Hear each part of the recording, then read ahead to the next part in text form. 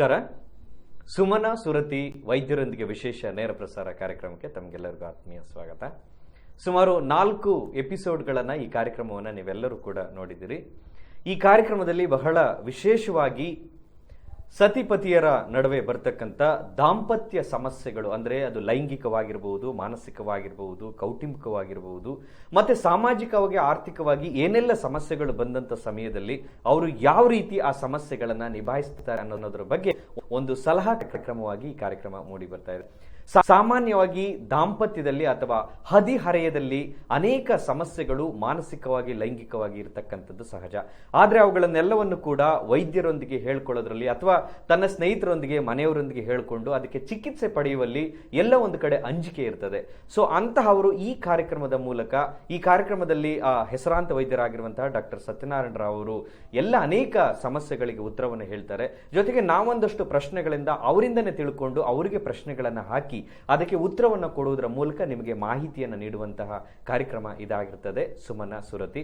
So ಇವತ್ತಿನ ಕಾರ್ಯಕ್ರಮದಲ್ಲಿ ಎಂದಿನ ಹಾಗೆ ಡಾಕ್ಟರ್ TS ಸತ್ಯನಾರಾಯಣ ರಾವ್ ಅವರು ಹೆಸರಾಂತ ಮಾನಸಿಕ ಮತ್ತು ಲೈಂಗಿಕ ರೋಗಗಳ ತಜ್ಞರು. ಅವರು ಈ ಕಾರ್ಯಕ್ರಮದಲ್ಲಿ ನಮ್ಮ ಜೊತೆ ಇದ್ದಾರೆ. ಕಾರ್ಯಕ್ರಮಕ್ಕೆ ಆತ್ಮೀಯ ಸ್ವಾಗತ ಡಾಕ್ಟರ್. ಡಾಕ್ಟ್ರೆ, ಮೊನ್ನೆ ತಾನೇ ನಾವು, ಅಂದ್ರೆ ಈ ಮಾಸದಲ್ಲೇನೆ ಮೊನ್ನೆ ವಿಶ್ವ ಮಹಿಳಾ ದಿನಾಚರಣೆಯನ್ನ ಆಚರಿಸ್ತೀವಿ. ಬಹುಶಃ ವಿಶ್ವ ಮಹಿಳಾ ದಿನಾಚರಣೆ ಅಂಗವಾಗಿ ಮಹಿಳೆಯರಿಗೆ ಸಂಬಂಧಪಟ್ಟ ಹಾಗೆ ಈ ಒಂದು ಕಾರ್ಯಕ್ರಮದಲ್ಲಿ ನಾವು ಅನೇಕ ಅಂಶಗಳನ್ನ ನಿಮ್ಮ ಮೂಲಕ ತಿಳಿಸ್ತಾ ಹೋದ್ರೆ ಬಹುಶಃ ಮಹಿಳೆಯರಿಗೆ, ಅಂದ್ರೆ ಎಷ್ಟೋ ವಿಚಾರಗಳನ್ನ ಹೇಳ್ಕೊಳ್ಳೋದಕ್ಕೆ ಅಂಜಿಕೊಳ್ಳುವಂತಹ ಮಹಿಳೆಯರಿಗೆ ತುಂಬಾ ಅನುಕೂಲವಾಗ್ತದೆ ಅಂತಕ್ಕಂಥದ್ದು ನನ್ನ ಅಭಿಪ್ರಾಯ. ಸೊ ಹಾಗಾಗಿ ವಿಶ್ವ ಮಹಿಳಾ ದಿನಾಚರಣೆ ಅಂಗವಾಗಿ ಮಹಿಳೆಯರಿಗೆ ಸಂಬಂಧಪಟ್ಟಂತಹ ಕೆಲವೊಂದು ವಿಶೇಷವಾದಂತಹ ಪ್ರಶ್ನೆಗಳು, ಜೊತೆಗೆ ನನ್ನ ಪ್ರಶ್ನೆಯನ್ನು ಹೊರತುಪಡಿಸಿ ನಿಮ್ಮ ಹತ್ರ ಇರತಕ್ಕಂಥ ಕೆಲವೊಂದು ವಿಶೇಷ ಮಾಹಿತಿಯನ್ನ ಕಾರ್ಯಕ್ರಮದಲ್ಲಿ ನೀಡಬೇಕು ಅಂತಕ್ಕಂಥದ್ದು. ಡಾಕ್ಟ್ರೆ, ಸಾಮಾನ್ಯವಾಗಿ ಮಹಿಳೆ ಅಬಲೆ ಅಲ್ಲ, ಅವಳು ಸಬಲೆ ಅಂತೇಳಿ ಹಿಂದೆ ಒಂದು ಮಾತನ್ನ ಹೇಳ್ತಾರೆ. ಏನು ಅಂತಂದ್ರೆ ಶಕ್ತಿ ಸ್ವರೂಪಿಣಿ ಹೆಣ್ಣು ಅಂತ. ನಮ್ಮ ಭಾರತ ದೇಶದಲ್ಲಿ ಎಲ್ಲವನ್ನೂ ಕೂಡ, ಅಂದ್ರೆ ನದಿಯಿಂದ ಹಿಡಿದು ಭೂಮಿಯಿಂದ ಹಿಡಿದು ಎಲ್ಲವನ್ನೂ ಕೂಡ ನಾವು ಮಹಿಳೆಗೆ ಹೋಲಿಸಿಕೊಂಡು ಬಂದಿದ್ದೀವಿ. ಮತ್ತೆ ಶಕ್ತಿಗೆ ಅವಳೇ ಸ್ವರೂಪಿಣಿ ಅಂತಕ್ಕಂಥ ಮಾತನ್ನು ಕೂಡ ಹೇಳ್ತೀವಿ. ಆದ್ರೆ ವಾಸ್ತವವಾಗಿ ಎಲ್ಲ ಒಂದ್ ಕಡೆ ನೋಡ್ತಾ ಇದ್ರೆ ಮಹಿಳೆಯನ್ನ ನಾವು ಅಬಲೆ ಅಂತ ಹೇಳ್ತೀವಿ. ಹಾಗಾಗಿ ಈ ಸಮಾಜದಲ್ಲಿ ಮಹಿಳೆ ಮಾನಸಿಕವಾಗಿರಬಹುದು, ದೈಹಿಕವಾಗಿರಬಹುದು, ಸಾಮಾಜಿಕವಾಗಿರಬಹುದು, ಮತ್ತೆ ಲೈಂಗಿಕವಾಗಿರಬಹುದು, ಎಷ್ಟು ಶಕ್ತಿವಂತಳು ಪುರುಷನಿಗೆ ಕಂಪೇರ್ ಮಾಡಿದ್ರೆ ಅಂತಕ್ಕಂಥದ್ದು ಒಂದು. ಆಮೇಲೆ ಪುರುಷನಿಗೆ ಕಂಪೇರ್ ಮಾಡೋದನ್ನ ಬಿಟ್ಟು ನಿಜವಾಗಿಯೂ ಎಷ್ಟು ಅವಳು ಶಕ್ತಿವಂತಳು ಅಂತಕ್ಕಂಥದ್ದು ವಾಸ್ತವವಾಗಿ. ಸೊ ಈ ವಿಚಾರದಲ್ಲಿ ತಾವು ಏನ್ ಹೇಳಲಿಕ್ಕೆ ಬಯಸ್ತೀರಾ?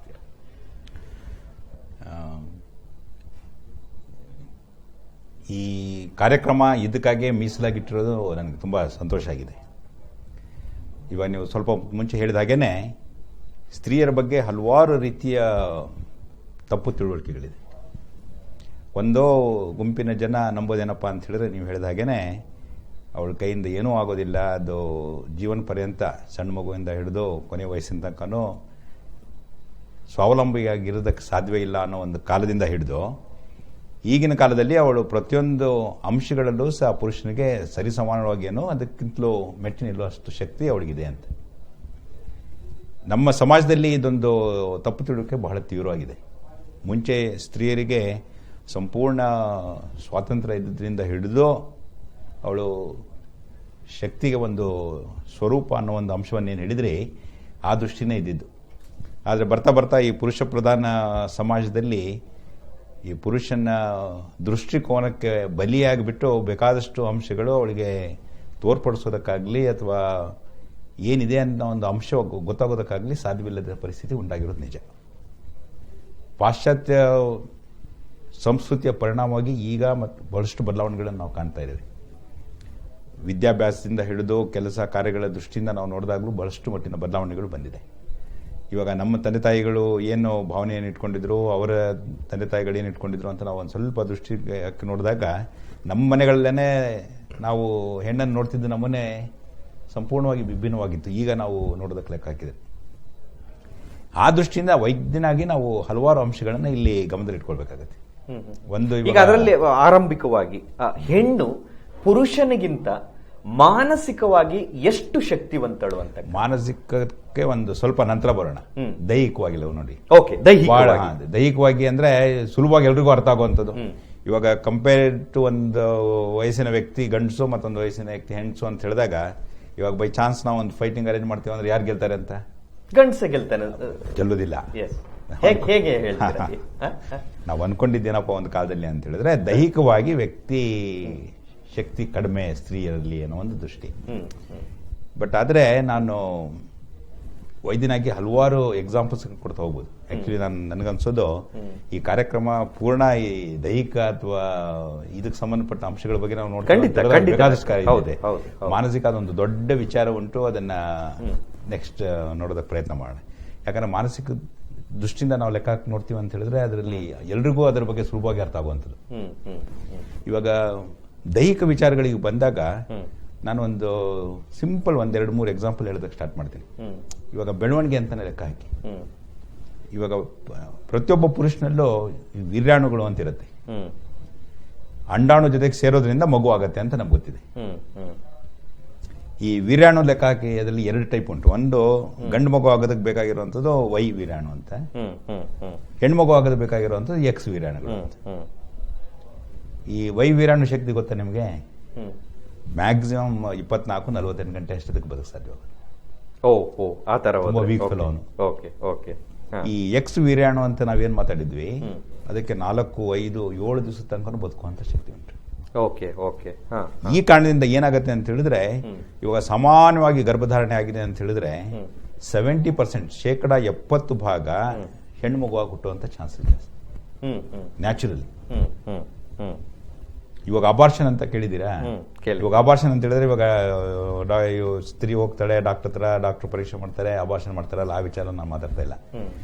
ನ್ಯಾಚುರಲ್ ಅಂದ್ರೆ ಇವಾಗ ಸ್ವಾಭಾವಿಕವಾಗಿ ಅಬಾರ್ಷನ್ ಆಗುವಂತ ನಾವು ಲೆಕ್ಕ ಹಾಕಿ ನೋಡ್ತೀವಿ ಅಂತ ಹೇಳಿದ್ರೆ ಆಲ್ಮೋಸ್ಟ್ 70% ನ್ಯಾಚುರಲ್ ಅಬಾರ್ಷನ್ಸ್ ಈ ಗಂಡು ಮಗು ಸಂಬಂಧಪಟ್ಟ. ಸುಲಭವಾಗಿ ವೀಕ್ನೆಸ್ ಎಲ್ಲಿಂದ ಸ್ಟಾರ್ಟ್ ಆಗುತ್ತೆ ಅಂತ ಲೆಕ್ಕ ಆಲ್ಮೋಸ್ಟ್ ದೈಹಿಕವಾಗಿ ಆ ವೀರ್ಯಾಣುಗಳ ಲೆವೆಲ್ ಇಂದ ನಾವು ಮಾತಾಡ್ತೀವಿ ಅಂತ ಹೇಳಿದ್ರೆ ಗಂಡು ಮಗು ಆಗೋದಕ್ಕೆ ಬೇಕಾಗಿರುವಂತ ವೀರ್ಯಾಣು ಬಹಳ ದುರ್ಬಲವಾದ ವೀರ್ಯಾಣು. ಸೊ ಹಾಗಾಗಿ ಚಾನ್ಸಸ್ ಇವಾಗ ನೇಚರ್ಗೆ ಬಿಟ್ಬಿಟ್ರೆ ಹೆಣ್ಣು ಮಗು ಜನನ ಆಗುವಂತ ಚಾನ್ಸಸ್ ತುಂಬಾ ಜಾಸ್ತಿ. ಇವಾಗ ನಮ್ಮ ದೇಶದಲ್ಲಿ ನೀವು ಲೆಕ್ಕ ಹಾಕಿ ನೋಡ್ತೀವಿ ಅಂತ ಹೇಳಿದ್ರೆ ಇವಾಗ 1,000 ಜನ ಹೆಣ್ಣು ಮಕ್ಕಳಿಗೆ ಇದ್ಯಾವುದು 1,000 ಜನ ಗಂಡು ಮಕ್ಕಳಿಗೆ 800-900 ಈ ರೇಂಜ್ ಬಂದ್ಬಿಟ್ಟಿದೆ. ಕೆಲವೊಂದ್ ಕಡೆ ಇವಾಗ ಪಂಜಾಬ್ ಲೆಕ್ಕ ಹಾಕಿ ನೋಡ್ತೀವಿ 800 ಚಿಲ್ಲರೆ ಅಂದ್ರೇನೋ ಒಂದು 150-190 ಹೆಣ್ಣು ಮಕ್ಕಳು 1,000 ಜನರಿಗೆ ಕಡಿಮೆ. ಅಂದ್ರೇನು ಇದು ಹಲವಾರು ರೀತಿಯ ಅಲ್ಲೋಲ ಕಲ್ಲುಗಳನ್ನು ಉಂಟು ಮಾಡುವಂತ ಪರಿಸ್ಥಿತಿ ಮುಂದೆ ಬರ್ತಾ ಹೋಗುತ್ತೆ. ಇಂಪಾರ್ಟೆಂಟ್ ಏನಪ್ಪಾ ಅಂತ ಹೇಳಿದ್ರೆ ಇದು ನಾವು ಅಸ್ವಾಭಾವಿಕವಾಗಿ ಉಂಟು ಮಾಡಿರುವಂತ ಪರಿಸ್ಥಿತಿ. ಅಂದ್ರೆ ನಾವು ಮುಂಚೆ ಸ್ಕ್ಯಾನಿಂಗ್ ಮಾಡಿ ನೋಡೋದು ಗರ್ಭಧಾರಣೆ ಆಗಿದೆ, ಹೆಣ್ಣು ಮಗು ಆಗೋಯ್ತು ಅಂತ ಹೇಳಿ ಆಗತ್ತೆ ಅನ್ನೋದು ರಿಸ್ಕ್ ಇತ್ತು ಅಂತ ಹೇಳಿದ್ರೆ ಹೋಗಿ ಅಬಾರ್ಷನ್ ಮಾಡಿಸ್ಕೊಳ್ಳೋದು ಇದು ಸಿಕ್ಕಾಪಟ್ಟೆ ಜಾಸ್ತಿಯಾಗಿ ಈಗ ಕಾಯಿಲೆ ಎಲ್ಲ ಉಂಟು. ಆ ರೀತಿ ಚೆಕ್ ಮಾಡೋದಾಯ್ತು, ಆ ರೀತಿ ಲಿಂಗವನ್ನ ಅರ್ಥ ಮಾಡ್ಕೊಳ್ಳೋದಾಯ್ತು, ಆ ರೀತಿ ಗರ್ಭಧಾರಣೆ ಆಗಿರೋದನ್ನ ತೆಗೆಯೋದಾಯ್ತು, ಇವೆಲ್ಲ ತಪ್ಪು ಅಂತ ಕಾನೂನಿನ ಪ್ರಕಾರ ಶಿಕ್ಷಾರ್ಹ ಅಪರಾಧಗಳು ಸಹ ಅನ್ನೋದು. ಸೊ ನ್ಯಾಚುರಲಿ ಸ್ಪೀಕಿಂಗ್ ಅಲ್ಲಿಂದ ಸ್ಟಾರ್ಟ್ ಆಗುತ್ತೆ. ನಂತರ ಬೆಳವಣಿಗೆ ನಾವು ದೃಷ್ಟಿಯಿಂದ ನೋಡ್ತೀವಿ ಅಂತ ಹೇಳಿದ್ರೆ ಗಂಡು ಮಗು ಮತ್ತು ಹೆಣ್ಮಗುಗೆ ಸಮಾನವಾಗಿ ದೈಹಿಕವಾಗಿ ಏನು ತುಂಬಾ ವ್ಯತ್ಯಾಸ ಬರೋದೇ ಇಲ್ಲ. ಬಟ್ ನಾವು ವ್ಯತ್ಯಾಸ ನಿಜವಾಗ್ಲೂ ನೋಡೋದು ಯಾತಕ್ಕಪ್ಪ ಅಂತ ಹೇಳಿದ್ರೆ ಸ್ತ್ರೀ ತುಂಬಾ ಸಾರಿ ಮಾಡ್ಬೇಕಾದ ವ್ಯಾಯಾಮ ಆಯ್ತು, ಫಿಸಿಕಲ್ ಎಕ್ಸರ್ಸೈಸ್ ಆಯ್ತು, ಇಂಥ ಯಾವುದಕ್ಕೂ ಅವಳಿಗೆ ಆಸ್ಪದ ಇಲ್ದಿರುವಂತ ಪರಿಸ್ಥಿತಿ. ಇವಾಗ ಫಿಸಿಕಲಿ ಅವಕಾಶ ಅಲ್ಲ, ಹೊರಗಡೆ ಹೋಗೋದಕ್ಕೆ ತಪ್ಪು. ಇವಾಗೇನು ತುಂಬಾ ಜನ ಇವನ್ ವಾಕಿಂಗ್ ಹೋಗೋದೇನೋ ಒಂದು ದೊಡ್ಡ ವಿಚಾರ ಆಗೋಗ್ಬಿಟ್ಟಿರ್ತದೆ. ಈಗ ನಾವು ಅವ್ರಿಗೆ ಅಲೋ ಮಾಡೋದಿಲ್ಲ. ಫಿಸಿಕಲ್ ಆಕ್ಟಿವಿಟೀಸ್, ಫಿಸಿಕಲ್ ಎಕ್ಸರ್ಸೈಸ್ ಹೇಗೆ ಅಂತಂದ್ರೆ ನಾವು ಮುಂಚೆಯಿಂದನೂ ಕರೆಕ್ಟ್ ಆಗಿ ರೆಗ್ಯುಲರ್ ಆಗಿ ಮಾಡ್ಕೊಂಡು ಹೋಗ್ತೀವಿ ಅಂತ ಹೇಳಿದ್ರೆ ನಮ್ಮ ದೇಹ ಅಷ್ಟೇ ಸದೃಢವಾಗಿರೋದಕ್ಕೆ ಸಾಧ್ಯತೆ. ಮನೆ ಕೆಲಸಗಳೇ ಸಿಕ್ಕಾಪಟ್ಟೆ ಜಾಸ್ತಿ ಇರ್ತದೆ ಅನ್ನೋದ್ರಿಂದ ಹಿಡಿದು ಮತ್ತು ಹೊರಗಡೆ ಹೋಗೋದಕ್ಕಲ್ಲಿ ಅವಕಾಶಗಳು ಕಡಿಮೆ ಅನ್ನೋದ್ರಿಂದ ಹಿಡಿದು ಬೇಕಾದಷ್ಟು ಸಾಮಾಜಿಕ ಪರಿಣಾಮಗಳಿಂದ ಏನಾಗ್ತದೆ ಅಂತ ಹೇಳಿದ್ರೆ ಅವಳಿಗೆ ಎಷ್ಟು ವ್ಯಾಯಾಮ ಬೇಕು, ಎಷ್ಟು ನಮ್ಮ ದೇಹದ ಬೆಳವಣಿಗೆ ಅವಕಾಶಗಳು ಬೇಕು, ಅಷ್ಟು ಅವಕಾಶಗಳು ಸಿಗ್ತಾ ಇಲ್ಲ ಅನ್ನೋದು ಮುಖ್ಯ. ಎರಡನೇದು ಇವಾಗ ನಾವು ಒಂದು ತಮಾಷೆ ಹೇಳೋದೇನಪ್ಪ ಅಂತ ಹೇಳಿದ್ರೆ ದೇವರು ಒಂದ್ ಸ್ವಲ್ಪ ಜಾಣ ಅಂತ. ಗಂಡಸರ ಕೆಲಸ ಏನಪ್ಪಾ ಅಂದ್ರೆ ಆರಾಮಾಗಿ ತಿರುಗಾಡ್ಕೊಂಡು ಸುತ್ತಾಡ್ಕೊಂಡಿರೋದು. ಜೀವನದ ಎಲ್ಲಾ ರೀತಿಯ ಕಷ್ಟಗಳನ್ನು ಹೆಂಗಸರಿಗೆ ಕೊಟ್ಟಿದ್ದಾನೆ ದೇವರು ಅಂತ. ಇವಾಗ ನೀವು ಲೆಕ್ಕ ಹಾಕಿ ನೋಡಿ, ಮುಟ್ಟಾಗೋದ್ರಿಂದ ಹಿಡಿದು ಗರ್ಭಧಾರಣೆ, ಮಗು ಬೆಳೆಸೋದ್ರಿಂದ ಹಿಡಿದು ಈ ವಯಸ್ಸಿನ ತನಕ ಕೊನೆ ತನಕ ಎಲ್ರಿಗೂ ನೋಡ್ಕೊಳ್ಳೋದು, ಎಲ್ಲಾ ಜವಾಬ್ದಾರಿಗಳನ್ನ ಹೆಣ್ಣು ಮೇಲೆ ಹಾಕಿರೋದು. ಮೋಸ್ಟ್ ಪ್ರಾಬ್ಲಿ ಅವಳಿಗೆ ಶಕ್ತಿ ಜಾಸ್ತಿ, ಇವನ್ನೆಲ್ಲ ಎದುರಿಸೋ ಶಕ್ತಿ ಇದೆ ಅವಳಿಗಿದೆ ಅಂತ.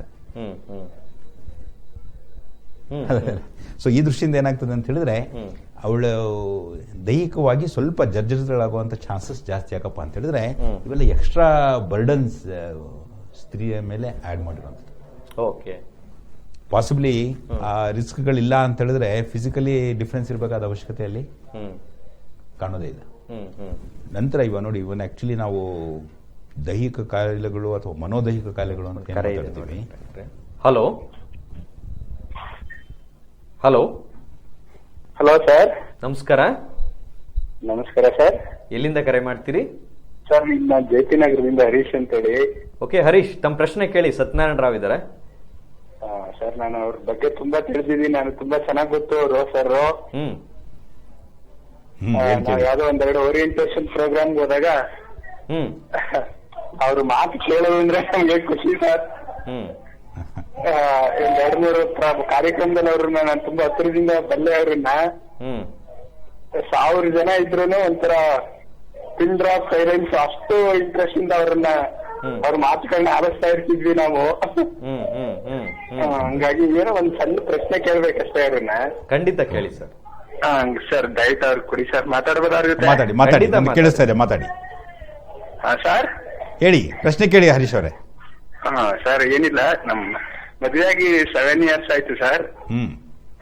ಒಂದ್ ಪಾಪು ಇದೆ. ಹೇಳಿ. ಮತ್ತೆ ಇನ್ನೊಂದಕ್ಕೆ ನಾವು ಫ್ಯಾಮಿಲಿ ಪ್ಲಾನಿಂಗ್ ಏನು ಅಡಾಪ್ಟ್ ಮಾಡ್ಕೊಂಡಿಲ್ಲ ನಾನು. ಸರಿನಾ ಸರ್? ಅಲ್ಲ, ಸರಿ ಅಂದ್ರೆ ಕೇಳಿಸ್ತಾ ಇದೆ ನನಗೆ, ಕೇಳಿಸ್ತಾ. ಯಾವ್ದನ್ನು ನಾವು ಸರಿ ತಪ್ಪು ಅಂತ ಹೇಳಕ್ ಬರಲ್ಲ. ಇವಾಗ ನಡೆದಿರೋ ವಿಚಾರಗಳ ಬಗ್ಗೆ ಏನು ಅಂತ ಮಾತಾಡ್ಬೋದು. ಹೇಳಿ. ಹೌದಾ, ಕೇಳ್ಬೋದಲ್ವ ಸರ್ ಇದು?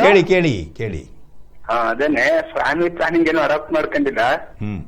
ಬಟ್ ಆ ಟೈಮಲ್ಲಿ ಅದು ಹೊರ ಬರುತ್ತೆ ಅನ್ನೋ ಟೈಮಲ್ಲಿ ವಾಪಸ್ ತೆಗೆದ್ಬಿಡೋದು, ಆತರ ಮಾಡ್ತಾ ಇದೀವಿ. ಹಾಗಾಗಿ ಅದು ಏನಾದ್ರೂ ಅವ್ರಿಗೆ ಎಫೆಕ್ಟ್ ಆಗುತ್ತಾ ಸರ್? ಅವ್ರಿಗೆ ಏನೂ ಎಫೆಕ್ಟ್ ಆಗಲ್ಲ. ಪತ್ನಿಯವ್ರಿಗೆ ಏನೂ ಎಫೆಕ್ಟ್ ಆಗಲ್ಲ. ಒಂದು ಮೆಸೇಜ್ ಹೇಳೋದೇನ್ ಗೊತ್ತಾ, ನೀವು ಗಂಡ ಹೆಂಡತಿ ಆರಾಮಾಗಿ ಸುಖವಾಗಿ ಸಂತೋಷವಾಗಿರ್ಬೇಕು ಅಂತ ಹೇಳಿದ್ರೆ ಒಂದು ಮಗು ತುಂಬಾ ಒಳ್ಳೆ ಕೆಲಸ ಮಾಡಿದಿರಿ. 2 ಮಗು 3 ಮಗು ಅಂತ ಹೇಳಿದ್ರೆ ಅಷ್ಟು ಸ್ವಲ್ಪ ದಿನ ನೋಡಿ ಆಪರೇಷನ್ ಮಾಡಿಸ್ಬಿಡೋಣ ಅನ್ನೋ ಐಡಿಯಾದಲ್ಲಿ ಇದೀವಿ ಸರ್ ನಾವು. ಇನ್ನು ಸ್ವಲ್ಪ ದಿವಸ ಯಾತಕ್ಕೆ ಕಾಯೋದು? ಅದೇ ಸುಮ್ಮನೆ ಇದ್ರದ್ದು ಆರೋಗ್ಯ ನೋಡ್ಕೊಂಡು ಇದು ತುಂಬಾ ಹೆಲ್ತಿ ಆಗಿದೆ. ಹಿರಿಕರು ಏನೇನೋ ಅಡ್ವೈಸ್ ಮಾಡ್ತಾರೆ, ಅದಕ್ಕೆ ಅವಾಗ್ಲೇ ಹತ್ರ ಒಂದು ಅವ್ರಿಗೇನೆ ಈಗ 5 years ಆಗಿದೆ. ಆಪರೇಷನ್ ಮಾಡಿಸಿ ಮಾಡ್ಬಿಡೋಣ ಅಂತ ಐಡಿಯಾದಲ್ಲಿ ಇದ್ವಿ. ಆದ್ರೂ ರಿಸ್ಕ್ ವಿಚಾರ ದಿನ ತೊಳಿದ್ವಿ, ಶೀಘ್ರದಲ್ಲಿ ಆಪರೇಷನ್ ಮಾಡಿಸ್ತೀವಿ. ಬಟ್ ಇಲ್ಲಿ ತನಕ ಆತರ ಬಂದ್ವಿ ಸರ್. ಅದಕ್ಕೆ ಸ್ವಲ್ಪ ಅವಳು ಲೀನ್ ಆಗ್ಬಿಟ್ಟಿದ್ದಾಳೆ. ಇದೇನಾದ್ರೂ ಪ್ರಾಬ್ಲಮ್ ಆಗುತ್ತೆ ಹೇಗೆ ಅಂತ. ಒಂದು ಮಗು ದೇಹದಲ್ಲಿ ಬೆಳಿಬೇಕು ಅಂತ ಹೇಳಿದ್ರೆ ಸ್ತ್ರೀಗೆ ಕೊನೆ ಪಕ್ಷ ಒಂದು 20-25% ನಮ್ಮ ದೇಹದ ಕ್ಯಾಲ್ಸಿಯಂ ಯೂಸ್ ಆಗುತ್ತೆ ಅದಕ್ಕೆ. ಇದೇ ಕಾರಣದಿಂದ ತುಂಬಾ ಜಲ್ದಿ ಗರ್ಭಧಾರಣೆ ಅಥವಾ ಮತ್ತೆ ಗರ್ಭಧಾರಣೆ, ಬೇಗ ಗರ್ಭಧಾರಣೆ ಅಂತ ಹೇಳಿದ್ರೆ ಸ್ತ್ರೀ ಬಹಳಷ್ಟು ಮಟ್ಟಿಗೆ ವೀಕ್ ಆಗುವಂತ ಚಾನ್ಸಸ್ ಜಾಸ್ತಿ ಇರುತ್ತೆ. ಇವಾಗ ನಾವು ಸಾಮಾನ್ಯವಾಗಿ ಹೇಳೋದೇನಂತ ಹೇಳಿದ್ರೆ ಮೊದಲನೇ ಮಗು ಕೊನೆ ಪಕ್ಷ ಒಂದು 22-23 ನಂತರ ಆಗ್ಬೇಕು ಅಂತ ಒಂದು ಮಗು ಮಾಡಿ ಆರಾಮಾಗಿರೋದು ಏನಿದೆ, ಯಾವುದೇ ಒಂದು ತೊಂದರೆಯಿಂದ ನಾವು ದೂರ ಇರೋದಕ್ಕೆ ಸಾಧ್ಯವಾಗುತ್ತೆ ಅಂತ. ಇವಾಗ ಒಂದೊಂದು ಮಗು ನಾವು ನೋಡ್ಕೊಳ್ಳೋದು, ಒಂದೊಂದು ಮಗುಗೆ ಸಂಬಂಧಪಟ್ಟ ಜವಾಬ್ದಾರಿಯನ್ನು ನಿಭಾಯಿಸೋದು ಅಂತ ಹೇಳಿದ್ರೆ ಅಷ್ಟೇ ಕಷ್ಟದ ವಿಚಾರ ಇರುತ್ತೆ. ಅಂದ್ರೆ 1 ಮಗು ಬೇಕಾ 2 ಮಗು ಬೇಕಾ? ನನ್ನ ಹೆಂಡತಿ ತುಂಬಾ ಸಣ್ಣ ಆಗ್ಬಿಟ್ಟಿದ್ದಾರೆ ಅಂತ ಹೇಳ್ತಾ ಇರೋದು ಸರ್. ಗೊತ್ತಾಯ್ತು. ಹಾಗಿದ್ದಾಗ ಇವಾಗ ಒಂದು ಮಗು ಚೆನ್ನಾಗಿ ನೋಡ್ಕೊಂಡು ಅವಳ ಆರೋಗ್ಯದ ಬಗ್ಗೆ ಏನ್ ಗಮನ ಕೊಡಬೇಕು ಅದ್ರ ಬಗ್ಗೆ ಒಂದ್ ಸ್ವಲ್ಪ ನಿಗಾ ವಹಿಸೋದು ತುಂಬಾ ಒಳ್ಳೇದು ಅಂತ. ಆಯ್ತು ಸರ್. ಅಂದ್ರೆ ತುಂಬಾ ತೆಳ್ಳಗಿದ್ದಾರೆ ಅಂತ ಹೇಳಿದ್ರೆ ಅದರಲ್ಲಿ ಅನಾರೋಗ್ಯ ಇರಬೇಕು ಅಂತ ಏನಿಲ್ಲ. ಬಟ್ ಆದ್ರೆ ಡಾಕ್ಟರ್ಗೆ ತೋರಿಸಿ ಪರೀಕ್ಷೆ ಮಾಡಿ ಏನು ತೊಂದರೆ ಇಲ್ಲ ಅನ್ನೋದು ಅಂತ ಹೇಳ್ತಾರೆ. ನಾವು ಏನೇ ಟ್ರೀಟ್ಮೆಂಟ್ ತಗೊಂಡ್ರು ದಪ್ಪ ಆಗ್ತಾ ಇಲ್ಲ. ನನ್ನ ಮಗಳು ಹಾಗೇನೆ, ಸ್ವಲ್ಪ ಅವಳು ತುಂಬಾನೇ ಲೀನ್ ಇದ್ದಾಳೆ ಸರ್. ದಪ್ಪ ಆಗಿಲ್ಲ ಅಂದ್ರೆ ತುಂಬಾ ಒಳ್ಳೇದು. 1 kg ನಾವು ಆಡ್ ಮಾಡ್ತೀವಿ ವೆಯ್ಟ್ ಅಂತ ಹೇಳಿದ್ರು ಅಷ್ಟರ ಮಟ್ಟಿಗೆ ತೊಂದರೆಗಳು ಜಾಸ್ತಿ ಆಗ್ತಾ ಹೋಗುತ್ತೆ. ಅಂದ್ರೆ ಒಂದು ದೇಹಕ್ಕೆ ಸೂಕ್ತವಾದ ತೂಕ ಅಂತ ಇರ್ತಾರೆ, ಅದನ್ನ ಮೇಂಟೈನ್ ಮಾಡ್ಕೊಂಡು ಹೋಗೋದು ತುಂಬಾ ಇಂಪಾರ್ಟೆಂಟ್. ಎರಡನೇದು, ದಪ್ಪ ಇದ್ರೇನೆ ಆರೋಗ್ಯ ಅಂತ ಹೇಳಕ್ ಬರಲ್ಲ. ಜಾಸ್ತಿ ದಪ್ಪ ಆದಷ್ಟು ತೊಂದರೆಗಳು ಜಾಸ್ತಿ ಆಗ್ತದೆ. ಬಟ್ ಅದಕ್ಕೆ ಅವಳು ಸ್ವಲ್ಪ ಡಿಪ್ರೆಸ್ ಆಗ್ಬಿಟ್ಟವಳೆ ಸರ್. ಎಲ್ಲ ತುಂಬಾ ಲೀನ್ ಇದೆ ಅಂತ ಅಂತಾರೆ ಎಲ್ಲಿಗೆ ಹೋದ್ರು. ಹಾಗಾಗಿ ನಾವು ಯಾವ ತರ ಏನು ಅಂತಾನೆ ಗೊತ್ತಾಗ್ತಲ್ಲ. ನಾವು ಇದು ಕೆಲವರು ಹೇಳಿದ್ರು ಈ ಫ್ಯಾಮಿಲಿ ಪ್ಲಾನಿಂಗ್ ಅದೇನು ಇದೆಲ್ಲ ಬರುತ್ತಲ್ಲ ಸರ್, ಕಾಪರ್ಟಿ ಅವೆಲ್ಲ ಯೂಸ್ ಮಾಡಿದ್ರೆ ಸಣ್ಣ ಆಗ್ಬಿಡ್ತಾರೆ ಅಂತಾನೆ ಹೆದರ್ಸ್ಬಿಟ್ರು. ಅದಕ್ಕೋಸ್ಕರ ಅದೇನು ಯೂಸ್ ಮಾಡ್ತಿಲ್ಲ ಸರ್ ನಾವು. ಕಾಪರ್ಟಿಯಿಂದ ಯಾರು ಸಣ್ಣಗಾಗೋದಿಲ್ಲ ಒಂದು ಮಾತು. ಅಥವಾ ನೀವು- ಕೆಲವರಿಗೇನು ಅಡ್ಜಸ್ಟ್ ಆಗಲ್ಲ ಅಂತ ಹೇಳ್ತಾರಲ್ಲ ಸರ್, ಅದಕ್ಕೆ ಆಗ್ಬೋದು. ಇವಾಗ ಏನಾಗ್ತದೆ, ಒಂದು 100ರಲ್ಲಿ ಒಂದು 5% 10% ಜನರಿಗೆ ಹೊಂದಾಣಿಕೆ ಆಗದೆ ಇರುವಂತ ಚಾನ್ಸಸ್ ಇರುತ್ತೆ. ಹಾಗೇನಾದ್ರು ಇದ್ದಾಗ ಅದನ್ನ ತೆಗೆಯೋದಕ್ಕೂ ಬರ್ತದೆ. ತೆಗೆಯೋದು ಅಷ್ಟೇ ಸುಲಭದ ಮಾತಲ್ವಾ. ಆದ್ರೆ 90 ಜನರಿಗೆ ಅದ್ರಿಂದ ಅನುಕೂಲ ಆಗುತ್ತೆ ಅನ್ನೋ ಒಂದು ಅಂಶವನ್ನ ನೀವು ಗಮನದಲ್ಲಿ ಇಟ್ಕೋಬೇಕು.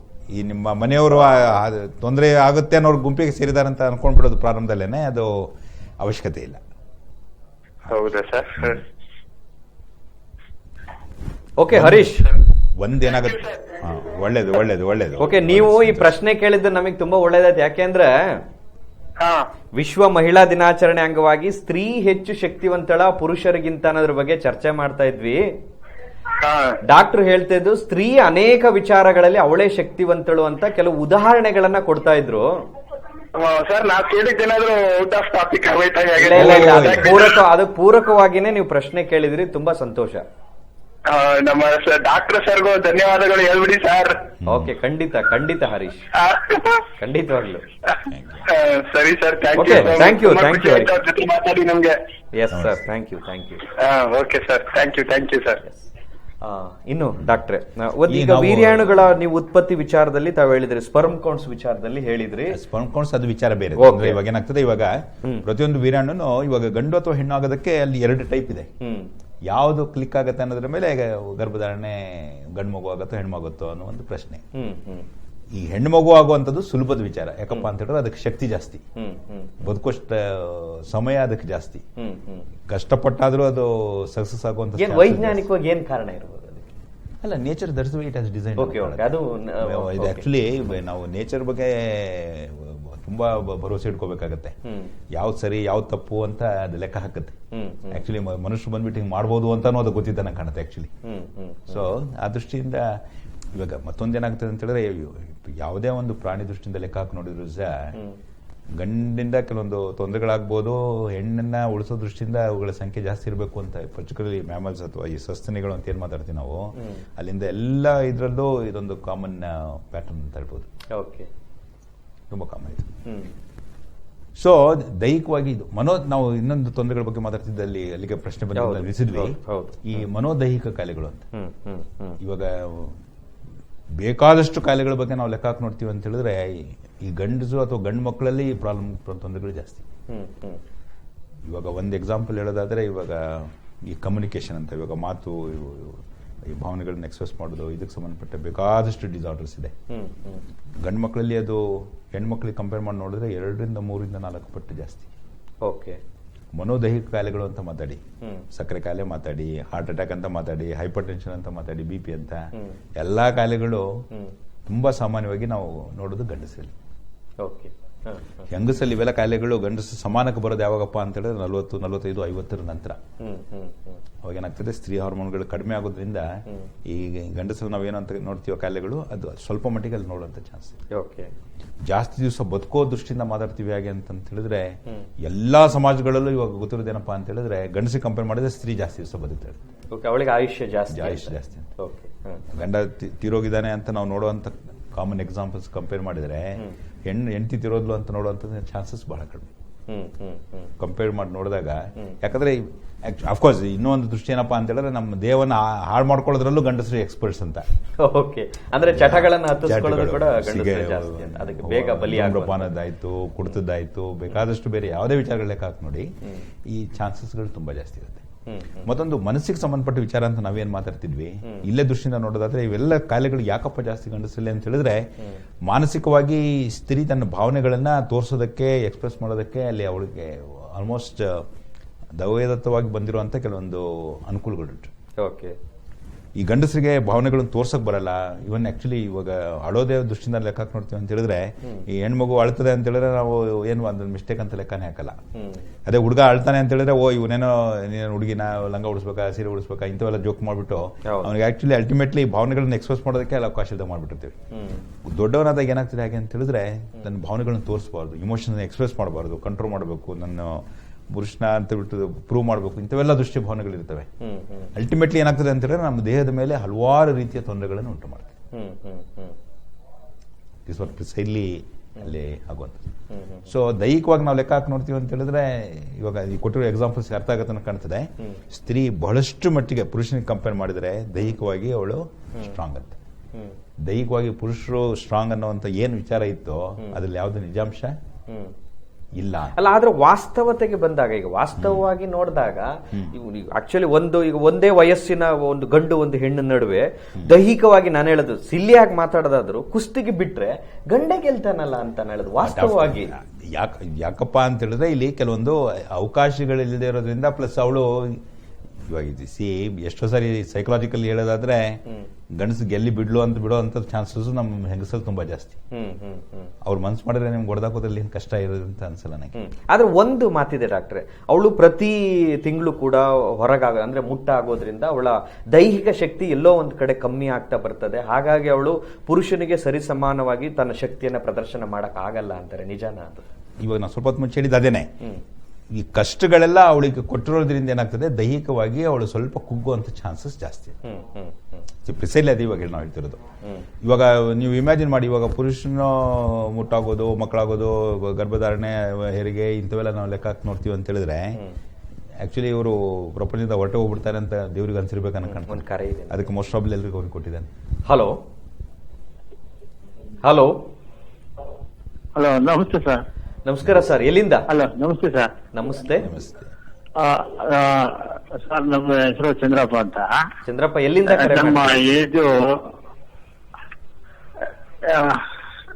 ಸ್ವಾಮಿ, ನಾವು ಉದಯಗಿರಿಯಿಂದ ಮಾತಾಡ್ತಾರೆ. ಆಯ್ತು, ತಮ್ಮ ಪ್ರಶ್ನೆ ಕೇಳಿ, ನೇರವಾಗಿ ಕೇಳಿ ಸರ್. ಕೇಳಿ. ನನ್ನ ಏಜು 55. ಇದು ಈಗ ನನಗೆ ಲೈಂಗಿಕ ಆಸಕ್ತಿನಲ್ಲಿ ಸ್ವಲ್ಪ ಕಡಿಮೆ ಆಗ್ಬಿಟ್ಟಿದೆ. ಅಂದ್ರೆ ಉದ್ರೇಕನೆ ಆಗೋದಿಲ್ಲ. ಅದರಿಂದ ನಿಮ್ಗೆ ಹೇಳ್ಬೇಕು ಅಂತ ಫೋನ್ ಮಾಡಿದೆ ಸರ್. Okay okay. ಅಫ್ಕೋರ್ಸ್ 55 ವರ್ಷ ಆಮೇಲೆ ಇವಾಗ ಲೈಂಗಿಕ ಶಕ್ತಿ ಕಡಿಮೆ ಆಗಿದೆ ಅಂತ ಹೇಳಿದ್ರೆ ನಮ್ಗಿನ್ನೂ ಒಂದು 2-3 ಅಂಶಗಳ ಮಾಹಿತಿ ತುಂಬಾ ಇಂಪಾರ್ಟೆಂಟ್ ಆಗಬೇಕಾಗತ್ತೆ. ಎಷ್ಟು ದಿವಸದಿಂದ ಈ ರೀತಿ ಕಡಿಮೆ ಆಯ್ತು ಅಂತ ಅನಿಸ್ತಾ ಇರೋದು? ಅಬೌಟ್ ಒಂದು 2 ಇಯರ್ಸ್ ಇಂದ ನೀವು ಡಾಕ್ಟರ್ನ ಭೇಟಿ ಮಾಡಿ, ಉದ್ರೇಕನೇ ಆಗಲ್ಲ ಸರ್. ಅಲ್ಲ, ಡಾಕ್ಟ್ರಿಗೆ ಭೇಟಿ ಮಾಡಿ ರಕ್ತ, ಮೂತ್ರ ಇಂಥವೆಲ್ಲ ಕೆಲವೊಂದು ಪರೀಕ್ಷೆಗಳೇನಾದ್ರು ಮಾಡಿಸಿದೀರಾ? ಮಾಡಿಸಿದ್ದೀನಿ ಸರ್. ನನಗೆ ಶುಗರ್ ಇದೆ. ಶುಗರ್ ಒಂದು. ಹಾಗೆ ಬೇರೆ ಏನಾದ್ರು ತೊಂದರೆ ಇದೆ ಅಂತ ಹೇಳಿದಾರ? ಇಲ್ಲ, ಬೇರೆ ಇನ್ನೇನು ಪ್ರಾಬ್ಲಮ್? ಬ್ಲಡ್ ಶುಗರ್, ಇದು ಯಾವುದೋ ರಕ್ತದೊತ್ತಡ ಅಥವಾ ಹೈ BP ಅಥವಾ BP ಅಂತ ಕರೀತಾರೆ. ಇಲ್ಲ ಇಲ್ಲ ಇಲ್ಲ, ಏನು ತೊಂದರೆ ಇಲ್ಲ. ಈ ಶುಗರ್ಗೆ ಸಂಬಂಧಪಟ್ಟಾಗೆ ನಿಮ್ಗೆ ತುಂಬಾ ವ್ಯತ್ಯಾಸ ಇದೆ ಅಂತ ಹೇಳಿದಾರ? ಇವಾಗ ಏನ್ ಹೇಳಿದ್ದಾರೆ, ಎಷ್ಟು ಮಟ್ಟಿಗೆ ಇತ್ತು ಶುಗರ್ ಅಂತ ಹೇಳಿದ್ದಾರೆ? ಏನಿಲ್ಲ, ಅಬೌಟ್ ಶುಗರ್ ಅಲ್ಲಿ 180 to 180 ಇದೆ ಸರ್ ಶುಗರ್. ಯಾವುದು, ಖಾಲಿ ಹೊಟ್ಟೆ ಅಲ್ಲ, ಊಟದ ನಂತರನಾ? ಖಾಲಿ ಹೊಟ್ಟೆಲ್ ಮಾಡಿಸಿರೋದು ಎಷ್ಟಿದೆ? ಆಮೇಲೆ ಊಟ ತಗೊಂಡ ಅಥವಾ ಒಂದು ಪರ್ಟಿಕ್ಯುಲರ್ ಲೆವೆಲ್ ಶುಗರ್ ಕೊಟ್ಟು 2 ಗಂಟೆ ನಂತರ 1 ಗಂಟೆ ನಂತರ ಪರೀಕ್ಷೆ ಮಾಡ್ತಾರೆ. ಊಟ ತಗೊಂಡಾದ್ಮೇಲೆ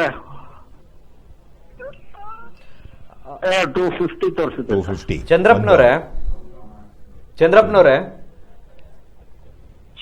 ಆ ಟಿವಿಯಲ್ಲಿ ಕೇಳಿಸ್ಕೊಳ್ಬೇಡಿ ಡಾಕ್ಟರ್ ಹೇಳೋ ಉತ್ತರನ, ಫೋನ್ ಅಲ್ಲಿ ಕೇಳಿಸ್ಕೊಳ್ಳಿ. ನಿಮಗೆ ಅವಾಗ ಡಿಸ್ಕಷನ್ ಕರೆಕ್ಟ್ ಆಗುತ್ತೆ. ಟಿವಿನ ನೋಡಿ, ಫೋನ್ ಅಲ್ಲಿ ವಾಯ್ಸ್ ಕೇಳಿಸ್ಕೊಳ್ಳಿ. ಒಂದು, ಇವಾಗ 55 ವರ್ಷ ಅಥವಾ ಮಿಡ್ಲ್ ಏಜ್ ಅಂತ ನಾವೇನು ಮಾತಾಡ್ತೀವಿ, ಲೈಂಗಿಕವಾಗಿ ಆಸಕ್ತಿ ಅಥವಾ ಲೈಂಗಿಕ ಕ್ರಿಯೆನಲ್ಲಿ ಶಕ್ತಿ ಕಡಿಮೆ ಆಗ್ತಾ ಇದೆ ಹಾಗೆ ಅಂತ ಹೇಳಿದ್ರೆ, ಒಂದಿಲ್ಲ ಒಂದು ದೈಹಿಕವಾಗಿ ಅಥವಾ ಮಾನಸಿಕವಾಗಿ ಏನೋ ಕೆಲವೊಂದು ತೊಂದರೆ ಇರಬೇಕು ಅನ್ನೋ ಒಂದು ಬಹಳ ಪ್ರಮುಖವಾಗಿ ನಾವು ಗಮನದಲ್ಲಿಟ್ಕೊಳ್ಳೋಂಥದ್ದು.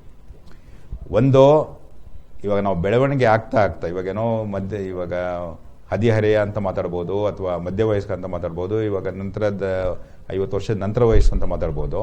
ಮುಂಚೆದಕ್ಕೂ ಕಂಪೇರ್ ಮಾಡಿ ನೋಡಿದಾಗ ಇಲ್ಲಿ ಒಂದು ಸ್ವಲ್ಪ ವ್ಯತ್ಯಾಸ ಆಗೋದು ಸಾಮಾನ್ಯ, ಅದ್ರ ಬಗ್ಗೆ ಏನು ಅನುಮಾನ ಇಲ್ಲ.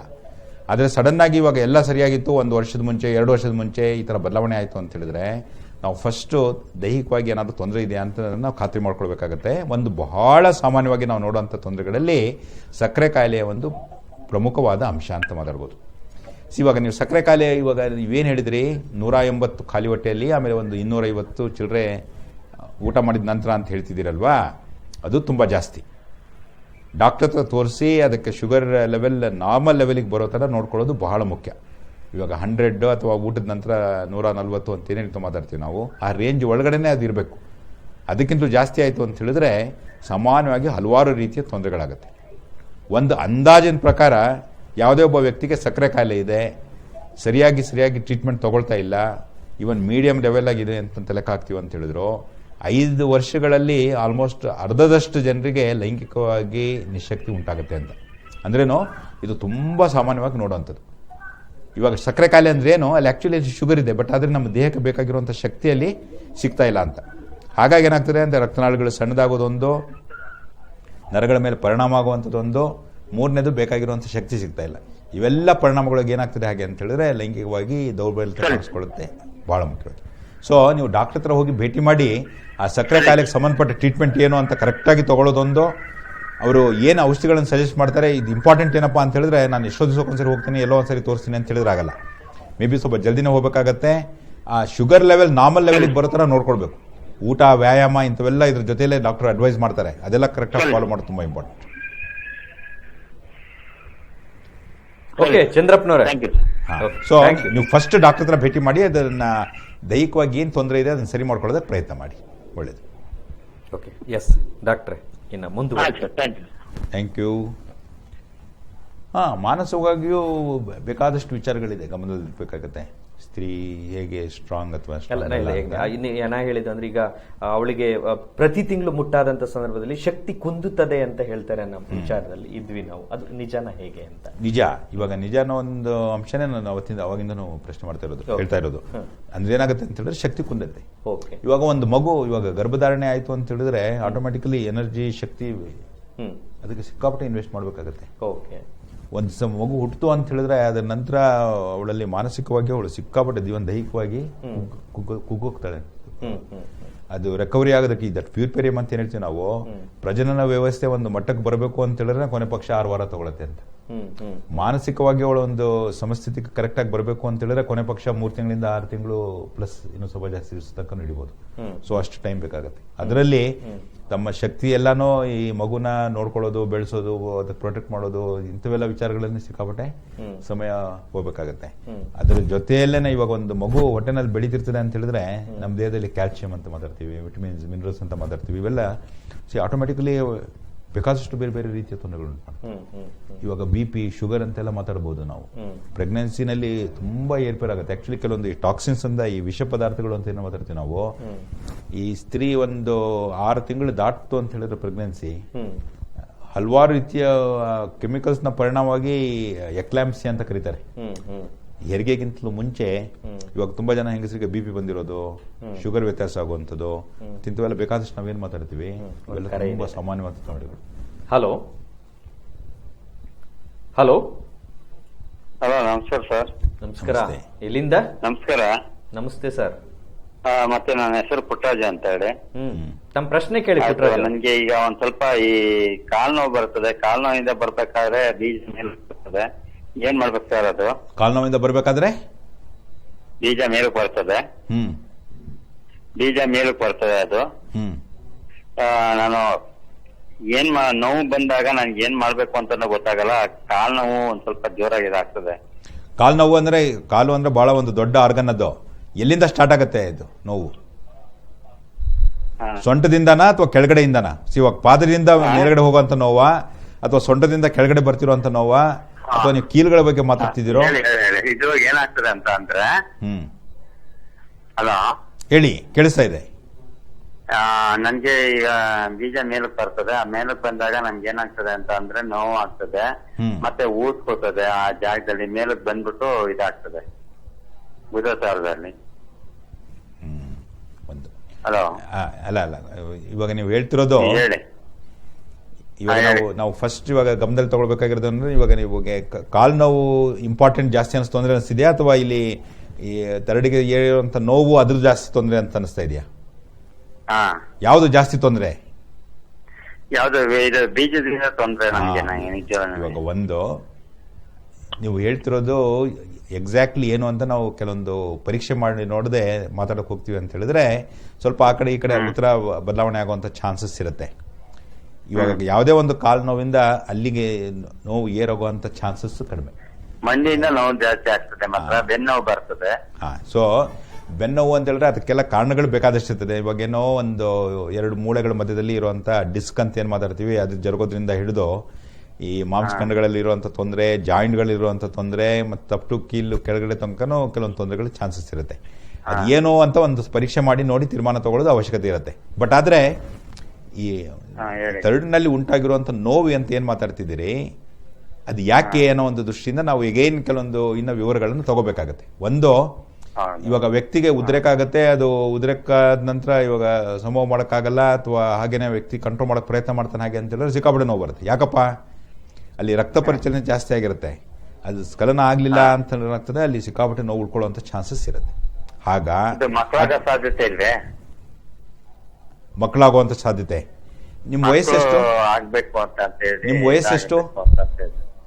ನಿಮ್ಮ ವಯಸ್ಸು ಹೇಳಿ. 46. ಮದುವೆ ಆಗಿ ಎಷ್ಟು ವರ್ಷ ಆಯ್ತು? ಮದುವೆ ಆಗಿ ಈಗ ನಾವು 5 ವರ್ಷ ಆಯ್ತು. ಈಗ 5 ವರ್ಷ ಆಯ್ತು. ಇನ್ನು ಮಕ್ಕಳಾಗಿಲ್ಲ? ಇನ್ನೂ ಇಲ್ಲ. ಓಕೆ. ನಿಲ್ತದೆ, ಪುನಃ ಸೆಟ್ ಆಗ್ತದೆ. ಏನಾಗುತ್ತೆ? ನಿಲ್ತದೆ, ಅದು ಸೆಟ್ ಆಗ್ತದೆ. ಅದು ಅದಂದ್ರೆ ಒಂದ್ ಸ್ವಲ್ಪ ತುಂಡು ಇದರಲ್ಲಿ ಬೀಳಂಗ ಆಗ್ತದೆ. ಅಂದ್ರೆ ನೀವು ಡಾಕ್ಟರ್ನ ಕಾಣೋದು ಬಹಳ ಮುಖ್ಯ. ಇದು ಏನಾಗುತ್ತೆ ಅಂತ ಹೇಳಿದ್ರೆ, ಏನು ಕಾರಣದಿಂದ, ಇವಾಗೇನೋ ಕೆಲವೊಂದು ದೈಹಿಕ ಕಾರಣ ಇರ್ಬೋದು, ಅಥವಾ ಬೇಕಾದಷ್ಟು ಬೇರೆ ಕಾರಣಗಳಿರ್ಬೋದು, ಯಾಕೆ ಹೀಗಾಗ್ತಿದೆ ಅನ್ನೋದನ್ನ ಒಂದು ಗಮನದಲ್ಲಿ ಇಟ್ಕೋಬೇಕಾಗತ್ತೆ. ಒಂದು. ಎರಡನೇದು, ಮಕ್ಕಳಾಗ್ತಿಲ್ಲ ಅನ್ನೋದಕ್ಕೆ ಸಂಬಂಧಪಟ್ಟ ಹಾಗೆ ಪುರುಷನಲ್ಲಿ ಫಸ್ಟ್ ನಾವು ಕೆಲವೊಂದು ಪರೀಕ್ಷೆಗಳು ಮಾಡಬೇಕಾಗುತ್ತೆ. ಇನ್ಕ್ಲೂಡಿಂಗ್ ಇವಾಗ ಏನಾಗ್ತದೆ, ಧಾತು ಪರೀಕ್ಷೆ ಮಾಡಿ ಅಂಶಗಳು ಎಲ್ಲ ಕರೆಕ್ಟ್ ಆಗಿದೆಯಾ ಅಂತ ತೀರ್ಮಾನ ತಗೋಬೇಕು. ಇಲ್ಲದೆ ಹೋದ್ರೆ ಏನಾಗ್ತದೆ ಅಂತ ಹೇಳಿದ್ರೆ ಏನು ಸರಿ ಹೋಗ್ಬಿಡ್ಬೋದು, ಅಥವಾ ಹಾಗೆ ಹೀಗೆ ಅಂತ ಅಂದ್ಬಿಟ್ಟು 5 ವರ್ಷ ಕಾಯ್ಬೇಕಾದ ಅವಶ್ಯಕತೆ ಇಲ್ಲ. ಇವಾಗ ಮಗು ಬೇಕು ಅನ್ನೋ ಆಸೆ ಉಂಟು, ಇಲ್ಲ ನೀವು ಡಾಕ್ಟರ್ನ ಕಾಣಬೇಕಾಗತ್ತಲ್ಲ, ವಿವರವಾಗಿ ಪರೀಕ್ಷೆ ಮಾಡಬೇಕಾಗಿರುವಂಥದ್ದು, ಮಾಡಬೇಕಾದ ಕೆಲವೊಂದು ಪರೀಕ್ಷೆಗಳ ಆಧಾರದ ಮೇಲೆ ಕೆಲವೊಂದು ತೀರ್ಮಾನಗಳು ತಗೊಳ್ಬೇಕಾಗಿರೋದು ಬಹಳ ಮುಖ್ಯ. ಇಲ್ಲಿ ನಾವು ಸುಮ್ಮನೆ ಏನೋ ಒಂದು ಅಂದಾಜ್ ಮೇಲೆ ನಿಮಗೆ ಒಂದು ಬುದ್ಧಿ ಹೇಳ್ಬಿಟ್ವಿ, ಅಥವಾ ಏನೋ ಒಂದು ಔಷಧಿ ಬರೆದು ಕೊಟ್ಬಿಟ್ವಿ, ಸರಿ ಹೋಗ್ಬಿಡುತ್ತೆ ಅಂತ ಹೇಳಿದ್ರೆ ಹಾಗೆ ಆಗುವಂಥ ಚಾನ್ಸಸ್ ಇರಲ್ಲ. ಡಾಕ್ಟರ್ನ ಕಾಣಿ. ಒಳ್ಳೆಯದು. ಓಕೆ ಪುಟ್ಟರಾಜ್ ಅವರೇ, ಥ್ಯಾಂಕ್ ಯು. ಎಸ್, ಇನ್ನು ಡಾಕ್ಟ್ರೆ, ಇದರಲ್ಲಿ ಅವಳಿಗೆ ಮಂತ್ಲಿ ಮೆನ್ಸಸ್ ಆದಾಗ ಶಕ್ತಿಯ ಇದ್ರ ಬಗ್ಗೆ ಒಂದಷ್ಟು ಕಾರಣಗಳನ್ನು ಹೇಳ್ತಾ ಇದ್ರಿ. ಇವಾಗ ಒಂದು ಅಫ್ಕೋರ್ಸ್ ನಾವು ಸ್ವಲ್ಪ ಮುಂದೋಗ್ಬಿಟ್ಟು ಇವನ್ ಗರ್ಭಧಾರಣೆ ಮತ್ತು ಅದನ್ನ ವಿಚಾರಗಳು ಮಾತಾಡ್ತಿದ್ವಿ. ಇವಾಗ ಮೆನ್ಸಸ್ ಅಲ್ಲೂ ಏನಾಗ್ತದೆ ಅಂತ ಹೇಳಿದ್ರೆ, ಆಫ್ಟರ್ ಆಲ್ ಮೆನ್ಸಸ್ ಅಂದ್ರೇನು, ನಮ್ಮ ಗರ್ಭಕೋಶದ ಒಳಪದರದಲ್ಲಿ ಉಂಟಾಗುವಂತ ಕೆಲವೊಂದು ಬದಲಾವಣೆಗಳು. ಅಲ್ಲೇನೋ ಅಂಡಾಣು ಬಂದಲ್ಲಿ ಕೂತ್ಕೊಳ್ಳಿ, ಗರ್ಭಧಾರಣೆ ಆಯ್ತು ಅಂತ ಹೇಳಿದ್ರೆ ಅದಕ್ಕೆ ಬೆಳೆಯೋದಕ್ಕೆ ಆಸ್ಪದ ಕೊಡಬೇಕು ಅನ್ನೋ ದೃಷ್ಟಿಯಿಂದ ಇರುತ್ತೆ. ಯಾವಾಗ ಅದು ಸಕ್ಸಸ್ ಆಗಲಿಲ್ಲ ಅಂತ ಆಗ್ತದೆ, ಅಥವಾ ಅಲ್ಲಿ ಮೂಡಬೇಕಾದ ಬದಲಾವಣೆಗಳು ಬಂದಿಲ್ಲ ಅಂತ ಹೇಳಿದಾಗ ಏನಾಗ್ತದೆ, ಅದು ಕಳ್ಚಿಕೊಳ್ಳೋದ್ರಿಂದ, ಆ ಪದರ ಕಳ್ಚ್ಕೊಂಡು ಹೊರಗಡೆ ಬರೋದ್ರಿಂದ ಏನಾಗ್ತದೆ ಅಂತ ಹೇಳಿದ್ರೆ ಆಟೋಮೆಟಿಕಲಿ ರಕ್ತನಾಳಗಳು ಓಪನ್ ಆಗುತ್ತೆ, ಒಂದು ರಕ್ತ ಬ್ಲೀಡಿಂಗ್ ಆಗುತ್ತೆ ಹಾಗೆ ಅಂತ. ಈ ಬ್ಲೀಡಿಂಗ್ ಆಗೋದೇನಾಗ್ತದೆ ಅಂತ ಹೇಳಿದ್ರೆ, ಇದು ಸ್ವಲ್ಪ ಜನರಿಗೆ ಸ್ವಲ್ಪ ಮಟ್ಟಿಗೆ ಆಗ್ಬೋದು, ಸ್ವಲ್ಪ ಜನರಿಗೆ ತೀವ್ರವಾಗಿ ಆಗ್ಬೋದು, ಸ್ವಲ್ಪ ಜನರಿಗೆ ಸಿಕ್ಕಾಪಟ್ಟೆ ಜಾಸ್ತಿ ಆಗ್ಬೋದು. ಕರೆ ಇದೆ. ಹಲೋ. ಹಲೋ, ನಮಸ್ತೆ. ನಮಸ್ತೆ ಸರ್, ಎಲ್ಲಿಂದ? ಸರ್, ಮೈಸೂರಿಂದ. ಓಕೆ, ತಮ್ಮ ಪ್ರಶ್ನೆ ಕೇಳಿ ಸರ್. ಸರ್, ನನ್ನ ಮದುವೆ ಆಗಿ ಆಲ್ಮೋಸ್ಟ್ ಅಲ್ಲೂ 1 year ಆಗ್ತಾ ಉಂಟು.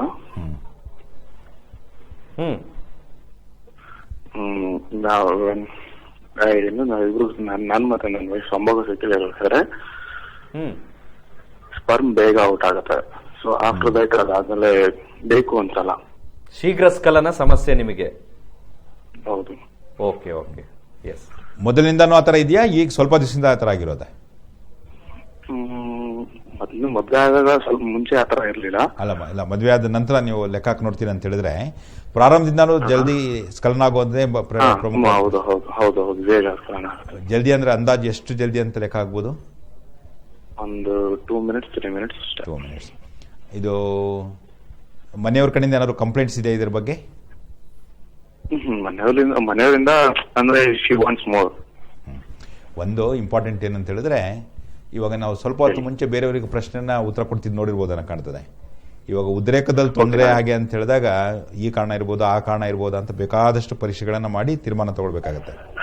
ಆದರೆ ಶೀಘ್ರಸ್ಖಲನ ಏನಿದೆ, ಶೀಘ್ರಸ್ಖಲನದಲ್ಲಿ ಯಾವುದೇ ಒಂದು ಮೇಜರ್ ಅಥವಾ ಸಿಗ್ನಿಫಿಕೆಂಟ್ ದೈಹಿಕ ಪ್ರಾಬ್ಲಮ್ಗಳು ಯಾವುದೂ ಇರಲ್ಲ ಅಂತ. ಇದು ಸಂಪೂರ್ಣವಾಗಿ ಒಂದು ನಮ್ಮ ಮನಸ್ಸು ಮತ್ತು ಆತಂಕಕ್ಕೆ ಸಂಬಂಧಪಟ್ಟ ತೊಂದರೆ ಅಂತ. ಇಂಪಾರ್ಟೆಂಟ್ ಅಂತೇನೋ ಇದು ಕೆಲವೊಂದು ಕಂಡೀಷನಿಂಗ್ ಅಂತ ಹೇಳ್ತೀವಿ ನಾವು. ಇವಾಗ ಮೊದಲ ಕೆಲವೊಂದು ಸಮಯಗಳಲ್ಲಿ ಸ್ವಲ್ಪ ಫಾಸ್ಟ್ ಆಗೋಯ್ತು ಅಂತಂದರೆ ಆ ಪರ್ಟಿಕ್ಯುಲರ್ ಸ್ಪೀಡ್ ಫಿಕ್ಸ್ ಆಗೋಗುತ್ತೆ ಅಂತ. ಸಬ್ಸಿಕ್ವೆಂಟ್ ಇವಾಗ ಏನಾಗುತ್ತೆ, ಪ್ರತಿ ಸಾರಿನೂ ಸಹ ಆ ಮಟ್ಟದ ಉದ್ರೇಕ ಬರ್ತಾ ಇದ್ದಂಗೆ ಆ್ಯಕ್ಚುಲಿ ಸ್ಖಲನ ಆಗ್ಬಿಡೋದು ಬಹಳ ಸಾಮಾನ್ಯ. ಸೊ ಇದನ್ನು ಶೀಘ್ರ ಸ್ಖಲನ ಅಂತ ಕರೀತಾರೆ ನಿಜ. ಬಟ್ ಅದೇ ನೀವು ಹೇಳ್ತಿದ್ದೀರಲ್ವಾ 2 ನಿಮಿಷ 3 ನಿಮಿಷ ಅಂತ ಹೇಳಿದ್ರೆ ಅದು ಆ್ಯಕ್ಚುಲಿ ಅಬ್ನಾರ್ಮಲ್ ಅಂತ ನಾವು ಲೆಕ್ಕಕ್ಕೆ ತಗೊಳ್ಳಲ್ಲ. ಇದು ಆ್ಯಕ್ಚುಲಿ ಈಗಿನ ಒಂದು ಡೆಫಿನೇಷನ್ ಪ್ರಕಾರ ಯೋನಿ ಪ್ರವೇಶದ ನಂತರ ಕೊನೆ ಪಕ್ಷ 1 ನಿಮಿಷ ನಿಂತ್ಕೊಳ್ಳೋಕೆ ಸಾಧ್ಯವಾಯಿತು ಅಂತ ಹೇಳಿದ್ರು ಸಹ ಆ್ಯಕ್ಚುಲಿ ಅವನಿಗೆ ಶೀಘ್ರ ಸ್ಖಲನ ಇಲ್ಲ ಅಂತ. ಬಟ್ ಆದರೆ ತುಂಬ ಜನರಿಗೆ ಏನಾಗ್ತದೆ, ಸಂಭೋಗಕ್ಕೆ ಹೋಗ್ತಿರ್ಬೇಕಾದ್ರೇ ಅಥವಾ ಪ್ರಯತ್ನ ಮಾಡ್ತಿರ್ಬೇಕಾದ್ರೇ ಅಥವಾ ಸ್ವಲ್ಪ ಎಂಟ್ರಾಗ್ತಿದ್ದಂಗೆ ಹೀಗೆಲ್ಲ ಬಹಳ ಜಲ್ದಿ ಸ್ಖಲನ ಆಗುವಂಥ ಚಾನ್ಸಸ್ ಇರುತ್ತೆ. ಅದನ್ನು ಅವಾಗ ಶೀಘ್ರ ಸ್ಖಲನ ಅಂತ ಕರೆಯುತ್ತೆ. 2 ಇಂಪಾರ್ಟೆಂಟ್ ಏನು, ತುಂಬ ಜನ ಎಷ್ಟೋ ಸರಿ ಸ್ವಲ್ಪ ಇನ್ಫ್ರೀಕ್ವೆನ್ಸಿ ಅಂದರೆ ಮಧ್ಯದಲ್ಲಿ ಸ್ವಲ್ಪ ಗ್ಯಾಪ್ ಕೊಟ್ಟು ಸಂಭೋಗದಲ್ಲಿ ತೊಡಗ್ತಾರೆ ಹಾಗೆ ಅಂತ ಹೇಳಿದಾಗ ಏನಾಗ್ತದೆ, ಅಂಥವರಲ್ಲಿ ಶೀಘ್ರ ಸ್ಖಲನ ಜಾಸ್ತಿ ಅಂತ. ರೆಗ್ಯುಲರ್ ಆಗಿ ಪ್ರತಿ ದಿವಸ ಅಥವಾ 2 ದಿವಸಕ್ಕೆ 3 ದಿವಸಕ್ಕೆ ಒಂದು ಪರ್ಟಿಕ್ಯುಲರ್ ಪ್ಯಾಟರ್ನ್ ಇರೋರಲ್ಲಿ ಆ ಥರ ಶೀಘ್ರ ಸ್ಖಲನ ಆಗುವಂಥ ಚಾನ್ಸಸ್ ಕಡಿಮೆ ಅಂತ. ತುಂಬ ಜನರಿಗೆ ಬರ್ತಾ ಅದಾಗೇನೆ ಸರಿ ಹೋಗ್ಬೋದು. ಬಟ್ ಆದರೆ ಚಿಕಿತ್ಸೆ ದೃಷ್ಟಿಯಿಂದ ಮಾತಾಡೋದಾದರೆ ಈ ಲೈಂಗಿಕ ತೊಂದರೆಗಳೆಲ್ಲ ಬಹಳ ಸುಲಭವಾಗಿ ಚಿಕಿತ್ಸೆ ಮಾಡೋಕ್ಕಾಗೋದು ಈ ಶೀಘ್ರ ಸ್ಖಲನವನ್ನು. ಕೆಲವೊಂದು ಜನರಲ್ಲಿ ಬರೀ ಕೆಲವೊಂದು ಮಾತ್ರೆ ಔಷಧಿಗಳಿಂದಾನೇ ಸರಿ ಮಾಡ್ಬೋದು. ಇನ್ನೊಂದು ಸ್ವಲ್ಪ ಜನರಲ್ಲಿ ಕೆಲವೊಂದು ನಡವಳಿಕೆ ಚಿಕಿತ್ಸೆ ಅಂತ ಹೇಳ್ತೀವಿ ನಾವು, ಅಂತ ಕೆಲವೊಂದು ಚಿಕಿತ್ಸೆಗಳ ಅವಶ್ಯಕತೆ ಬೀಳುತ್ತೆ. ಸೊ ಇದ್ರ ಬಗ್ಗೆ ಗಾಬರಿ ಬೀಳಬೇಕಾದ ಅವಶ್ಯಕತೆ ಇಲ್ಲ. ನೀವು ಡಾಕ್ಟರ್ನ ಕಂಡು ಅದಕ್ಕೆ ಸಂಬಂಧಪಟ್ಟ ಸರಿಯಾದ ಚಿಕಿತ್ಸೆ ತಗೊಳ್ಳೋದೇನಿದೆ ಅದು ಬಹಳ ಮುಖ್ಯ. ತುಂಬ ಸುಲಭವಾಗಿ ಸಹ ಚಿಕಿತ್ಸೆ ಮಾಡಕ್ಕೆ ಬರುತ್ತೆ ಅನ್ನೋ ಒಂದು ಮಾತು. Okay, thank you. ಎಸ್ ಡಾಕ್ಟ್ರೆ, ಇನ್ನ ಅವರ ಇದು ಹೋಗುವಂತ ಏನೆಲ್ಲ ಅಂಶಗಳಲ್ಲಿ ಇರುತ್ತೆ ಅಂತ ಹೇಳಿ ಒಟ್ಟು ಇವಾಗ ಆಮೇಲೆ ನಾವು ನಮ್ಮ ದೇಹದಲ್ಲಿ ರಕ್ತ ಬೇಕು. ರಕ್ತ ತುಂಬ ಇಂಪಾರ್ಟೆಂಟ್. ಇವಾಗ ರಕ್ತ ಕಡಿಮೆ ಆಗಿದೆ, ರಕ್ತ ಕ್ಷೀಣಿಸಿದೆ ಅಥವಾ ರಕ್ತ ಕೊರೆ ಅನಿಮಿಯಾ ಅಂತ ಏನು ಮಾತಾಡ್ತೀವಿ ನಾವು, ಅದು ಆಟೋಮೆಟಿಕಲಿ ನಮ್ಮ ದೇಹದ ಎಲ್ಲ ಸಿಸ್ಟಮ್ಸ್ಗಳ ಮೇಲೆ ಪರಿಣಾಮ ಉಂಟು ಮಾಡ್ತದೆ. ಒಂದು ಅಂದಾಜಿನ ಪ್ರಕಾರ ಆಲ್ಮೋಸ್ಟ್ ಅರ್ಧದಷ್ಟು ಜನ ನಮ್ಮ ಭಾರತೀಯ ನಾರಿಯರಲ್ಲಿ ಈ ರಕ್ತ ಕೊರೆಯ ತೊಂದರೆ ಇದೆ ಅಂತ. ಅಂದ್ರೇನು, ಇವಾಗ ಒಂದು ಎಕ್ಸಾಂಪಲ್, ಈ ಹಿಮೋಗ್ಲೋಬಿನ್ ಪರ್ಸೆಂಟೇಜ್ ಅಂತ ಏನ್ ಲೆಕ್ಕ ಹೇಳ್ತೀವಿ ನಾವು, ಅದೊಂದು 15-16 ಗ್ರಾಮ್ ಇರಬೇಕು ಅಂದ್ರೆ ತುಂಬಾ ಜನ 10 ಗ್ರಾಮ್ ಬರೋದೇ ಇಲ್ಲ. ನಾವು ಈವನ್ ಡಾಕ್ಟರ್ಗಳೆಲ್ಲ ಕೆಲವೊಂದು ಪರೀಕ್ಷೆಗಳು ನಡೆದಿದ್ದಾವೆ. ಈವನ್ ಡಾಕ್ಟರ್ ಅಂದ್ರೆ ಅವ್ರು ಆಕ್ಚುಲಿ ಸಾಮಾನ್ಯವಾಗಿ ಅವ್ರ ಜೀವನದ ಅಥವಾ ಆಹಾರದೆಲ್ಲ ಕರೆಕ್ಟಾಗಿ ನೋಡ್ಕೊಳ್ತಾರೆ ಅಂತ ಲೆಕ್ಕ ಹಾಕ್ತೀವಿ ಅಂದ್ರು 10 ಗ್ರಾಮ್ಸ್ 11 ಗ್ರಾಮ್ ಬರೋದೇನು ತುಂಬಾ ಕಷ್ಟ ಮಾತು. ತುಂಬಾ ಜನರಲ್ಲಿ 7 ಗ್ರಾಮ್ 8 ಗ್ರಾಮ್ ಆ ಥರ ಇರ್ತದೆ. ಅಂದ್ರೇನು, ಈ ರಕ್ತ ಕಡಿಮೆ ಇರೋದಕ್ಕೆ ಕಾರಣಗಳು ಹಲವಾರಿದೆ. ಒಂದು, ಅವರು ಈ ಮನೆ ನೋಡ್ಕೊಳ್ಳೋ ಒಂದು ವಿಚಾರದಲ್ಲಿ ಏನಾಗ್ತದೆ ಅಂತ ಹೇಳಿದ್ರೆ ತಾವು ಸರಿಯಾಗಿ ಊಟ ಮಾಡದೇ ಇರುವಂಥದ್ದು ಅಥವಾ ಗಂಡ ಮಕ್ಕಳು ದೊಡ್ಡವರು ಇವ್ರು ನೋಡ್ಕೊಳ್ಳೋ ಇದರಲ್ಲಿ ತನ್ನ ಆರೋಗ್ಯವನ್ನು ತಾನು ನೆಗ್ಲೆಕ್ಟ್ ಮಾಡುವಂಥ ಚಾನ್ಸಸ್ ಇದ್ದಾವೆಲ್ಲ ಜಾಸ್ತಿ ಅಂತ. ಸೊ ಇಂಪಾರ್ಟೆಂಟ್ ಏನೋ ಆಹಾರ ಮತ್ತು ಬೇಕಾದಷ್ಟು ಅಂಶಗಳಾದ್ರೂ ಸ್ತ್ರೀಯರಲ್ಲಿ ರಕ್ತ ಕೊರಗೆ ಒಂದು ಬಹಳ ಪ್ರಮುಖವಾದ ಅಂಶ ಅಂತ ಹೇಳಿದ್ರೆ ಈ ಮುಟ್ಟು. ಸ್ವಲ್ಪ ಜನರಿಗೆ ಇವಾಗೇನೋ ಅಂದಾಜು ನಾವು ಲೆಕ್ಕ ಹಾಕೋದು ಹೆಂಗೆ ಅಂದ್ರೆ 2 ರಿಂದ 3 ದಿವಸ ಸಾಮಾನ್ಯ ಅಂತ ಮುಟ್ಟು ಪ್ರಾರಂಭ ಆಗಿ. ಸ್ವಲ್ಪ ಜನರಿಗೆ ಇದೇನಾಗ್ತದೆ ಅಂತ ಹೇಳಿದ್ರೆ ಆಟೋಮೆಟಿಕಲಿ 4, 5, 6, 7, 8 ದಿವಸ ಎಲ್ಲ ಹೋಗ್ಬೋದು. ತುಂಬಾ ಜನರಿಗೆ ನಾವು ತಿಂಗಳಿಗೆ ಒಂದ್ಸರಿ ಮುಟ್ಟಾಗತ್ತೆ ಅಂತ ಲೆಕ್ಕ ಹಾಕ್ತೀವಿ ಅಂದ್ರೆ ಒಬ್ರಿಗೆ 20 ದಿವಸಕ್ಕೆ ಆಗ್ಬೋದು, 15 ದಿವಸಕ್ಕೆ ಆಗುವಂಥದ್ದೆಲ್ಲ ಇರ್ತಾರೆ. ಸ್ವಲ್ಪ ಮಟ್ಟಿಗೆ ಬ್ಲೀಡಿಂಗ್, ಒಂದು ಮೀಡಿಯಂ ಲೆವೆಲ್ ಬ್ಲೀಡಿಂಗ್ ಅಂತ ಲೆಕ್ಕ ಹಾಕ್ತೀವಿ ಅಂತ ಇಲ್ಲಿ ಸಿಕ್ಕಾಪಟ್ಟೆ ಬ್ಲೀಡಿಂಗ್ ಆಗುವಂಥ ಸಾಧ್ಯತೆ ಇರ್ತದೆ. ಒಂದು ಕರೆ ಇದೆ. ಹಲೋ ಹಲೋ, ನಮಸ್ತೆ. ನಮಸ್ತೆ ಸರ್, ಎಲ್ಲಿಂದ ಕರೆ ಮಾಡ್ತೀರಾ? ಮೈಸೂರಿಂದ. ಓಕೆ, ತಮ್ಮ ಪ್ರಶ್ನೆ ಕೇಳಿ ಸರ್. ನಮಸ್ತೆ, ಕೇಳಿ. ರಾಜು ಅಂತ, ವಯಸ್ಸು 59. ಡಾಕ್ಟರ್ ಹೇಳ್ದಂಗೆ ಏನಾದ್ರು ಒಂದು ಇದಿರ್ಬೇಕು ಅಂತ ಹೇಳಿ, ಇಲ್ಲ BP ಇರಬೇಕು, ಇಲ್ಲ ಶುಗರ್ ಇರಬೇಕು ಅಂತ ಹೇಳಿ. ನಮ್ಗೆ ಬಾಯಿ ತರ ಅದು ಸ್ವಲ್ಪ ತಿರಿಕೊಂಡಂಗ ಆಗ್ಬಿಟ್ಟಿತ್ತು. ಡಾಕ್ಟರ್ ಹೋಗಿ ಪರೀಕ್ಷೆ ಮಾಡಿದ್ರೆ ಆಗ ಗೊತ್ತಾಯ್ತು ನಮ್ಗೆ ಶುಗರ್ ಇದೆ ಅಂತ ಹೇಳಿ. ಈಗ ಅದಕ್ಕೆ ಅಂತ ಟ್ರೀಟ್ಮೆಂಟ್ ತಗೊಂಡೆ. ಈಗ ಬರೀ ಹೊಟ್ಟೆ ಒಳಗೆ ಅವರು ಏನ್ ಮಾರ್ಜಿನ್ ಇಟ್ಟಿರ್ತಾರೆ ಅದಕ್ಕಿಂತ 5 ಕಮ್ಮಿ ಇದೆ. ಟಿಫನ್ ಮಾಡಿ ಆದ್ಮೇಲೆ ಪರೀಕ್ಷೆ ಮಾಡಿದ್ರಲ್ಲಿ 1 ನಂಬರ್ ಜಾಸ್ತಿ ಇದೆ. ಇದು ಏನಿದು ಏನ್ ಹೇಳುತ್ತೆ ನನ್ಗೆ? ಇದು ಶುಗರ್ ಇದೆ ಅಂತ ಹೇಳುತ್ತಾ? ಅಲ್ಲ, ಅದು 1 ನಂಬರ್ 5 ನಂಬರ್ ಅಂದ್ರೆ ಆ ರೀತಿ ಆನ್ಸರ್ ಮಾಡೋದು ಕಷ್ಟ. ನೀವು ಅದು ವ್ಯಾಲ್ಯೂಸ್ ಎಷ್ಟಿತ್ತು ಅಂತ ಹೇಳಿ ಕರೆಕ್ಟ್ ಆಗಿ ನಂಬರ್ಗಳು. ಸರ್, ಅದು ಚಾರ್ಟರ್ ಇದೆ ಗೊತ್ತಾಗ್ತಾ ಇಲ್ಲ ನನ್ಗೆ. ಸಾಮಾನ್ಯವಾಗಿ ನೀವು ಏನ್ ಹೇಳ್ತೀರಿ, ನೀವು ಖಾಲಿ ಹೊಟ್ಟೆ ಒಳಗೆ ಹೋಗಿ ಪರೀಕ್ಷೆ ಮಾಡಿದಾಗ ಅದು 5 ನಂಬರ್ ಕಡಿಮೆ ಇದೆ ಅವರು. ಅಲ್ಲ 5 ನಂಬರ್ ಕಡಿಮೆ ಅಂದ್ರೆ ಎಷ್ಟು ಅಂತ ಹೇಳಿ. ಅಲ್ಲ ಇದು ಈಗ ಒಂದೇ ಸಾಮಾನ್ಯವಾಗಿ ಹೇಳಿರ್ತಾರೆ 110 ಇಂದ ಈ ತರ ಅನ್ಬಿಟ್ಟಿದ್ದಾನೆ ಇಲ್ಲಿಂದ ಕೊಟ್ಟಿರ್ತಾರಲ್ವಾ ಶುಗರ್ಗೆ, ಅದರಲ್ಲಿ 5 ಕಡಿಮೆ ಇದೆ. ಅಲ್ಲ 105 ಆ ತರ ಹೇಳಿರ್ತೀರಿ ನೀವು, ಅದರಲ್ಲಿ 5 ಕಡಿಮೆ ಇದೆ. ಓಕೆ, 5 ನಂಬರ್ ಕಡಿಮೆ ಇದೆ. ಈಗ ಸಪೋಸ್ 115 ಅಂತ ಅವ್ರೇನಾದ್ರು ಕೊಟ್ಟಿದ್ರೆ 110 ಅಂತ ಇದೆ. ಈಗ ಟಿಫನ್ ಮಾಡಿ ಆದ್ಮೇಲೆ ಪರೀಕ್ಷೆ ಮಾಡ್ತಾರಲ್ಲ, ಅದರಲ್ಲಿ 115 ಅಂತ ಏನಾದ್ರು ಇದ್ರೆ ಅದಕ್ಕೆ 116 ಅಂತ ಇದೆ. 1 ನಂಬರ್ ಜಾಸ್ತಿ ಇದೆ. ಓಕೆ, 1 ನಂಬರು 2 ನಂಬರು 5 ನಂಬರು ತುಂಬಾ ವ್ಯತ್ಯಾಸ ಆಗಲ್ಲ. ಇವಾಗ ಏನಾಗ್ತದೆ, ಯಾವುದೊಬ್ಬ ವ್ಯಕ್ತಿಗೆ ಹಲವಾರು ಕಾರಣಗಳಲ್ಲಿ ಸ್ವಲ್ಪ ಜಾಸ್ತಿ ಸ್ವಲ್ಪ ಕಡಿಮೆ ಇವೆಲ್ಲ ಇರುವಂತ ಚಾನ್ಸಸ್ ಇರುತ್ತೆ. ಇದಕ್ಕೊಂದು ಮಾರ್ಜಿನ್ ಅಂತ ಇರುತ್ತೆ. ಸಿ ಫಾರ್ ಎಕ್ಸಾಂಪಲ್ ಇವಾಗ 100 10 ಕಡಿಮೆ 10 ಜಾಸ್ತಿ ನಾವು ನಾರ್ಮಲ್ ಅಂತಾನೆ ತಗೊಳ್ಳೋದು, ಅರ್ಧ ಆಯ್ತಲ್ಲ ಹೇಳಿದ್ದು. ಅದರ ನಂತರನೂ 1, 2, 3 ಮಿಲಿಗ್ರಾಮ್ಸ್ ಅಲ್ಲಿ ವ್ಯತ್ಯಾಸ ಬರೋದನ್ನ ನಾವು ತುಂಬಾ ಸೀರಿಯಸ್ ಆಗಿ ತಗೊಳ್ಬೇಕಾದ ಅವಶ್ಯಕತೆ ಇಲ್ಲ. Okay sir, thank you. Raju ಅವರ ಇನ್ನೇನಾದ್ರೂ ಇದೆಯಾ?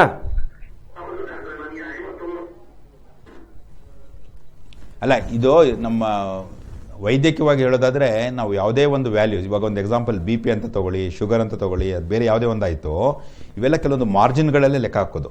ವಯಸ್ಸಿನ ಕಾರಣಗಳಿಂದ ಬದಲಾವಣೆ ಆಗುತ್ತೆ. ಇವಾಗ ನಾವೇನು BP ಸಣ್ಣ ವಯಸ್ಸಿಗೆ ಅಂತ ಏನು ಮಾತಾಡ್ತೀವಿ, ಅದಕ್ಕೂ ಮಿಡ್ಲ್ ಏಜ್ಗೂ ಅಥವಾ ತುಂಬ ವಯಸ್ಕರಲ್ಲೋ ಈ ವ್ಯತ್ಯಾಸಗಳು ಸಾಮಾನ್ಯವಾಗಿ ಇರ್ತದೆ. ಪ್ಲಸ್ 2 ಎಲ್ಲನೂ ನಾವು ಒಂದು ಕೆಲವೊಂದು ರೇಂಜ್ ಅಂತ, ಇವಾಗ ಬೆಳಿಗ್ಗೆ ಮಧ್ಯಾಹ್ನ ಸಾಯಂಕಾಲ. ಕರೆ ಡಿಸ್ಕನೆಕ್ಟ್ ಆಗಿದೆ ಮನುಷ್ಯ. ಇನ್ನೊಂದು ಕರೆ ಇದೆ ಅನ್ಸುತ್ತೆ, ಯಾರೋ ಟ್ರೈ ಮಾಡ್ತಿದ್ದಾರೆ. ಹಲೋ ನಮಸ್ತೆ ಸರ್. ನಮಸ್ಕಾರ, ಮಾತಾಡಿ. ನಮಸ್ತೆ ಸರ್. ಜೋರಾಗಿ ಮಾತಾಡಿ, ಪ್ರಶ್ನೆ ಕೇಳಿ. ಜೋರಾಗಿ ಹೇಳಿ ಸರ್. ಸರ್ ರವಿ ಅಂತ ಹೇಳಿ ನಮ್ಮ ಹೆಸರು. ಹಾ ರವಿ, ಎಲ್ಲಿಂದ ರವಿ? ಇಲ್ಲಿ ಮೈಸೂರು ಪಕ್ಕ ಸರ್, ಹಳ್ಳಿ. ಓಕೆ ರವಿ ಅವರೇ, ತಮ್ಮ ಪ್ರಶ್ನೆ ಕೇಳಿ. ಸ್ವಲ್ಪ ಜೋರಾಗಿ ಮಾತಾಡಿ, ಕೇಳಿಸ್ತಾ ಇಲ್ಲ ವಾಯ್ಸು. ಓಕೆ ಸರ್, ನಿಮ್ದು ವೆರಿಕೋಸಿಸ್ ಪ್ರಾಬ್ಲಮ್ ಇತ್ತು ಸರ್, ಅದು ಆಪರೇಷನ್ ಮಾಡ್ಬೇಕಂತ ಹೇಳಿದ್ರು. ವೆರಿಕೋಸಿಸ್ ಪ್ರಾಬ್ಲಮ್ ಇತ್ತು, ಆಪರೇಷನ್ ಮಾಡಬೇಕು ಅಂತ ಹೇಳಿದಾರಾ? ಆಪರೇಷನ್ ಆಗಿದೆ ಸರ್. ಓಕೆ, ಆದ್ಮೇಲೆ ಕೂಡ ನನಗೆ ಸ್ಪರ್ಮ್ ಟೆಸ್ಟ್ ಮಾಡ್ಲಿಕ್ಕೆ ಆಗ್ತಾ ಇಲ್ಲ ಸರ್. ಸ್ಪರ್ಮ್ ತೆಗಿಲಿಕ್ಕೆ ಟೆಸ್ಟ್ ಆಗ್ತಾ ಇದೆ. ಸ್ಪರ್ಮ್ ಕೌಂಟ್ಸ್ ಕಮ್ಮಿ ಬರ್ತಾ ಇದೆಯಾ ಅಥವಾ ಟೆಸ್ಟ್ ಮಾಡಿಸ್ಬೇಕಾ? ಟೆಸ್ಟ್ ಮಾಡಿಸಿದೀನಿ ಸರ್ ಒಂದ್ಸಲಿ. ಆ ಸ್ಪರ್ಮ್ ಟೆಸ್ಟ್ ಮಾಡ್ತಿದ್ದೆ, ಮತ್ತೆ ಈಗ ಸ್ಪರ್ಮ್ ತೆಗಿಬೇಕಲ್ವ ಸರ್, ಟೆಸ್ಟ್ ಆಗ್ತಾ ಇದೆ. ನಿಮ್ ವಯಸ್ಸೆಷ್ಟು? 36. 36. ಇವಾಗ ಸ್ಪರ್ಮ್ ತೆಗಿಬೇಕು ಅನ್ನೋ ಒಂದು ಪ್ರಶ್ನೆ ಯಾತಕ್ಕೆ ಬಂತು? ಟೆಸ್ಟ್ ಮಾಡ್ಬೇಕಲ್ವ ಸರ್, ಮಕ್ಕಳಾಗಿಲ್ಲ, 8 ವರ್ಷ ಆಯ್ತು. ಅಲ್ಲ, ಮದುವೆಗೆ 5 ವರ್ಷ ಆಯ್ತು, ಮಕ್ಕಳಾಗಿಲ್ಲ ಅಂತ. ಸರ್ ಓಕೆ, ಒಂದು ಇಲ್ಲಿ ಅಫ್ಕೋರ್ಸ್ ಇವಾಗ ರಕ್ತನಾಳಗಳು ಊದಿರೋದು ವೆರಿಕೋಸ್ ವೈನ್ಸ್ ಅಂತ ಏನು ಮಾತಾಡಿದ್ರಿ? ಅಲ್ಲ, ವೆರಿಕೋಸ್ ವೈನ್ಸ್ ವೆರಿಕೋಸಿಲ್ ಪ್ರಾಬ್ಲಮ್? ವೆರಿಕೋಸಿಲ್ ಪ್ರಾಬ್ಲಮ್ ಅಂದ್ರೆ ವೃಷಣ ಊದ್ಕೊಂಡಿರುವ ಸಮಸ್ಯೆನ? ಹೌದು ಸರ್, ಹೌದು ಸರ್. ಓಕೆ, ವೆರಿಕೋಸೀಲ್ ಅಂತ ಹೇಳಿದ್ರೆ ಇವಾಗ ಬೀಜ ಏನಿದೆ ಅದರ ಸುತ್ತಮುತ್ತ ದೇವ್ರು ಏನ್ ಮಾಡಿದಾನೆ ಅಂತ ಹೇಳಿದ್ರೆ ಅದೊಂದು ಲಿಕ್ವಿಡ್ ಕ್ಯಾವಿಟಿ ತರ ಕವರ್ ಆಗಿರೋದಿದೆ. ಅಲ್ಲಿ ಒಂದ್ ಸ್ವಲ್ಪ ನೀರ್ ಜಾಸ್ತಿ ಸೇರ್ಕೊಳ್ಳೋದ್ರಿಂದ ಹಾಗಾಗುತ್ತೆ. ಪ್ರಾರಂಭದಲ್ಲಿ ಸ್ವಲ್ಪ ಸಣ್ಣದಿರ್ಬೇಕಾದ್ರೆ ಸರಿಯಾಗಿ ಕಂಡಿಡಿದು ಅದಕ್ಕೆ ಚಿಕಿತ್ಸೆ ಮಾಡೋದ್ರಿಂದ ಸಾಮಾನ್ಯವಾಗಿ ದೊಡ್ಡ ತೊಂದರೆಗಳು ಯಾವುದು ಆಗಲ್ಲ, ಬಹಳ ಕಾಮನ್ ಅದು. 2 ಇದು ಧಾತು ಪರೀಕ್ಷೆ ಮಾಡಬೇಕು ಅಂತ ಹೇಳಿದಾಗ ಒಬ್ಬರೇ ಅಲ್ಲ, ತುಂಬಾ ಜನ ಈ ಕಷ್ಟಪಡೋದನ್ನ ನಾವು ನೋಡ್ತೀವಿ. ಒಂದು ಇಂಪಾರ್ಟೆಂಟ್ ಏನಾಗ್ತದೆ ಅಂತ ಹೇಳಿದ್ರೆ, ಇವಾಗ ಮಕ್ಕಳಾಗಿಲ್ಲ ಅನ್ನೋ ಒಂದು ವಿಚಾರ ಆಯ್ತು, ಮತ್ತೆ ಡಾಕ್ಟ್ರು ಪರೀಕ್ಷೆ ಮಾಡಬೇಕು ಅಂತ ಹೇಳುವಂತ ವಿಚಾರ ಆಯ್ತು, ಅಥವಾ ಮತ್ತೊಂದು 3ನೇದು ಏನಾಗ್ತದೆ ಅಂತ ಹೇಳಿದ್ರೆ, ಉದ್ರೇಕ ಆಗೋದು, ಸ್ಖಲನ ಆಗೋದು, ಅದು ನಮ್ಮ ಭಾವನೆಗಳಿಗೆ ಸಂಬಂಧಪಟ್ಟ ಒಂದು ವಿಚಾರ.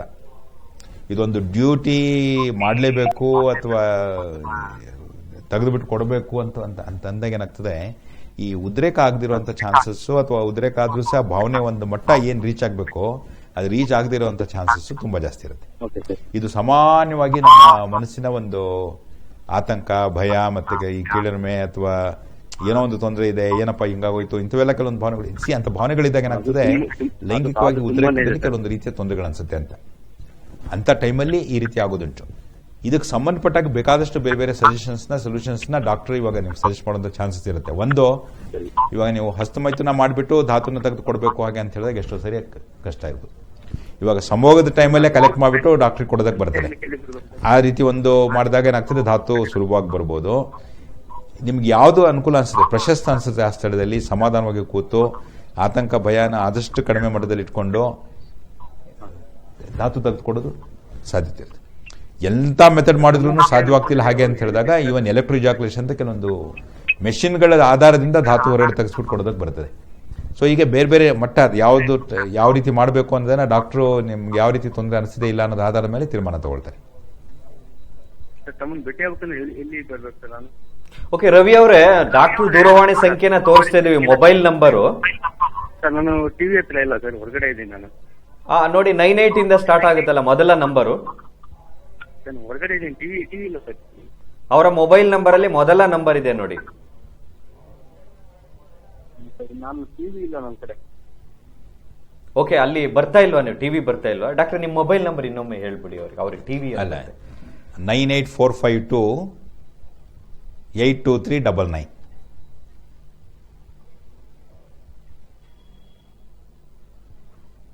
ರವಿ ಅವರೇ,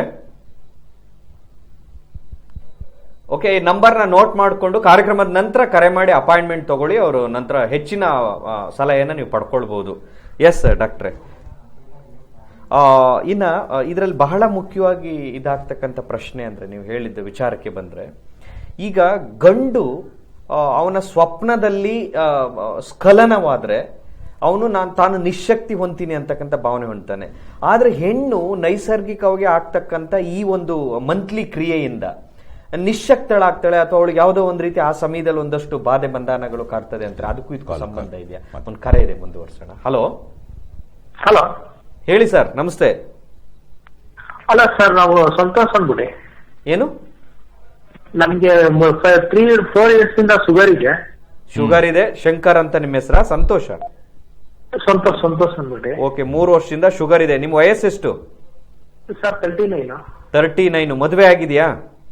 ಹ್ಞೂ ಸರ್ ಆಗಿದೆ. ಎಷ್ಟು ವರ್ಷ ಆಯ್ತು? ಒಂದು 11 ಇಯರ್ಸ್ ಆಯ್ತು. 11 ಇಯರ್ಸ್ ಆಗಿದೆ. ಮಕ್ಕಳಿದಾರಾ? ಇದ್ದಾರೆ ಸರ್. ಓಕೆ, ತಮ್ಮ ಪ್ರಶ್ನೆ ನೀವು ಕೇಳಿ ಸರ್. ನಮ್ದು ಸ್ವಲ್ಪ ಇವಾಗ ಲೈಂಗಿಕ ಆಸಕ್ತಿ ಸ್ವಲ್ಪ ಕಮ್ಮಿ ಆಗ್ತಾ ಇದೆ. ಆಮೇಲೆ ಅದನ್ನ ಕೇಳ್ಬೇಕಾಯ್ತು ಸರ್. ಇದು ಶುಗರ್ ಕಂಟ್ರೋಲ್ ಇದೆ ಅಂತ ಹೇಳಿದಾರೆ ಡಾಕ್ಟ್ರು? ಏನ್ ಹೇಳಿದ್ದಾರೆ ಸರ್? ಈಗ ಒಂದು 1 ಮಂತ್ ಇಂದ ಚೆಕ್ ಮಾಡಿದಾಗ ಒಂದು 140 ಇರೋದು 170 180 ಇತ್ತು. ಅಂದ್ರೆ ಇದು ಶುಗರ್ ಕಂಟ್ರೋಲ್ ಬರೋದು ಬಹಳ ಮುಖ್ಯ. ಇವಾಗ ನೀವು ಹೇಳ್ತಿದ್ದೀರಲ್ಲ 170 ಅಂದ್ರೆ ಖಾಲಿ ಹೊಟ್ಟೆಯಲ್ಲಿ 170 ಅಂತ ಹೇಳಿದ್ರೆ, ಇವಾಗ ಹೊಟ್ಟೆಗೆ ಏನಾದ್ರು ನೀವು ಸ್ವಲ್ಪ ತಗೊಂಡ್ರಿ ಅಂದ್ರೆ ಆ ಶುಗರ್ ಲೆವೆಲ್ ಮೇ ಬಿ 200-250 ಆ ರೇಂಜಿಗೆ ಹೊರಟೋಗ್ಬಿಟ್ಟಿರುತ್ತೆ. ಇಂಪಾರ್ಟೆಂಟ್ ಅಂದ್ರೇನೋ ಅದಕ್ಕೆ ಸಂಬಂಧಪಟ್ಟ ಟ್ರೀಟ್ಮೆಂಟ್ ತಗೊಂಡು ಅದಕ್ಕೆ ಜೊತೆಲೇನೆ ಆಹಾರ ಮತ್ತು ವ್ಯಾಯಾಮ ಇಂಥವೆಲ್ಲ ಕೆಲವೊಂದು ಆರೋಗ್ಯದ ದೃಷ್ಟಿಯಿಂದ ಏನು ಬೇಕು ಅದೆಲ್ಲ ಏನು ಸಜೆಸ್ಟ್ ಮಾಡ್ತಾರೆ ಕರೆಕ್ಟಾಗಿ ಫಾಲೋ ಮಾಡಿ.